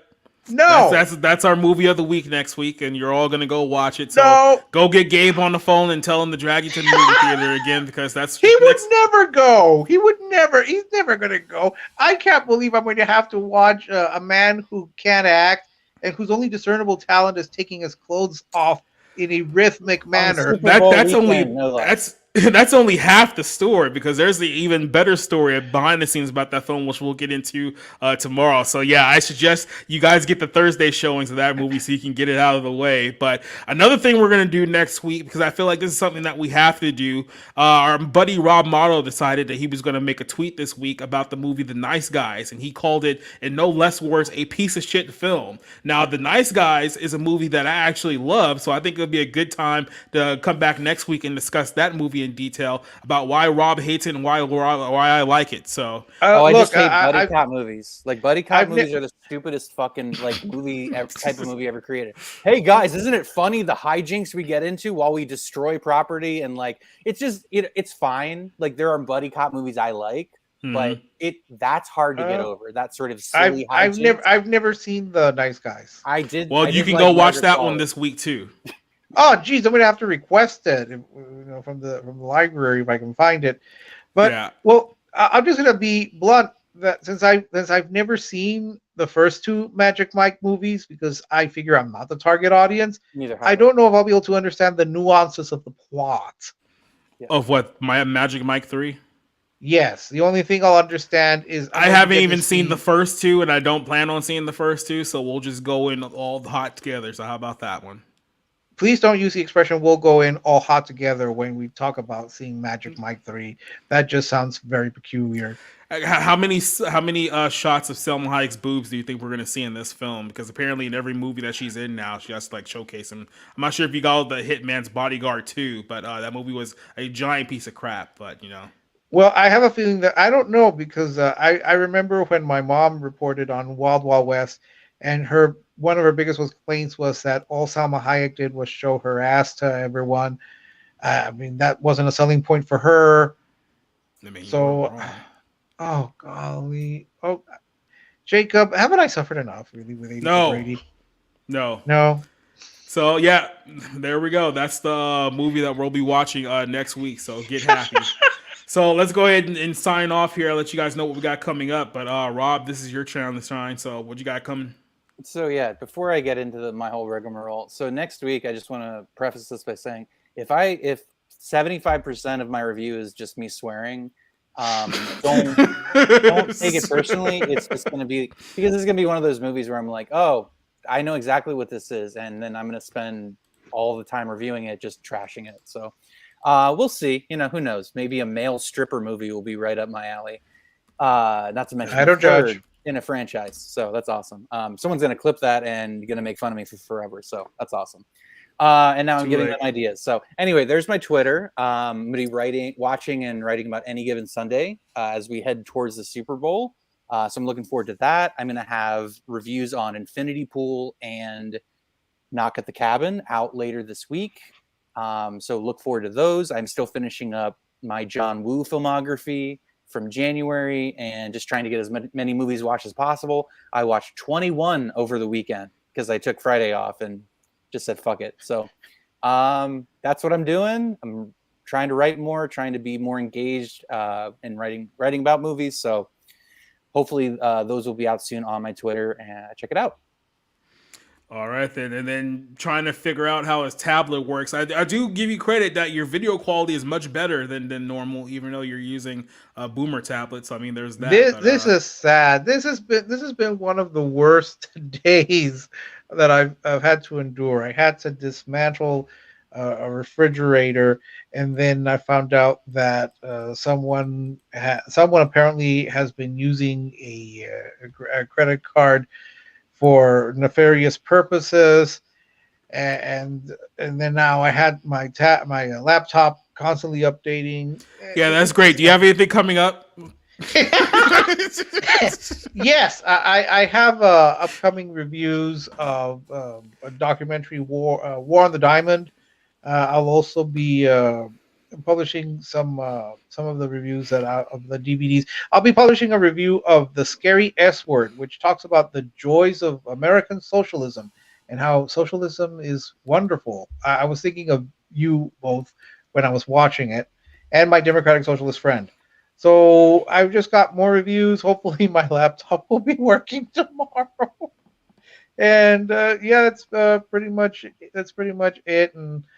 And I'm apparently watching The Nice Guys, so I've got to remember to request that. So there you go. That's pretty much it. Thank you. My apologies for this very strange experience, but bear with me. It's been a very strange day today. So that's it.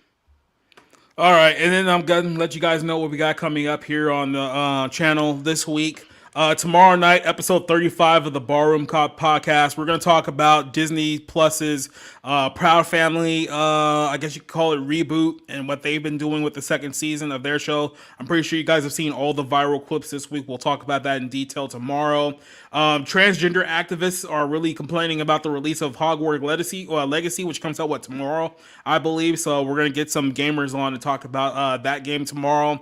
Eliza Blue has started this civil war between right-wing creators over absolutely nothing. I've tried to avoid talking about this because I personally just don't care much, but I guess now that Tim Pool and the Quartering are bickering back and forth on Twitter, I guess we have to cover it now for some reason. So we'll talk about that tomorrow. The Last of Us director pretty much admitted that he had to trick people into watching the show for the LGBTQ content kiss that they did on their nonsense programming. And then we'll also talk about Ironheart in a little more detail. We talked about that at the end of last week's show. There's a whole thing about Ironheart. I wrote about it for Bounding in the comics. There's a few articles I wrote for them that are up right now. Go read them whenever you get the chance. That's what we got coming up on Tuesday. Wednesday, we'll be back doing the Black Pill stream. Myself, John, Spencer, Josh will be talking about the biggest stories of the week. And then I think this Saturday, we should be doing a UFC stream, but I have to see what time that one's going to be because I know they're in Australia, so the time zones are going to be funky. So I'll give you guys a time zone when that's going to happen later on this week. And then next Monday, like I said, we'll be talking about Magic Mike 3 on our road to Ant-Man 3. And like I said, we'll talk about the film The Nice Guys in a little bit more detail as well. So outside of that, obviously, I'm going to thank you guys here for joining me here on another Monday. I know there's no more football now, so we'll have to figure out some way of bringing back our movie night streams regularly now that football is gone and Rob has no longer an excuse to ignore us on Monday nights anymore. Duke Nukem, who joined us in the chat tonight, Alex vs. Evil, Cassie, Doba Fett, Spencer, everyone who joined us tonight, who listened to us, DK. Thank you for joining us. Hopefully we'll see you guys tomorrow night for the Barroom podcast. Hopefully we'll see you guys next Monday night. We're going to go ahead and just get out of here, wrap this baby up. So we'll see you tomorrow night. Wave to the crowd. Goodbye. Hopefully Rick doesn't boomer up his setup tomorrow night. So figure it out by then. Good night.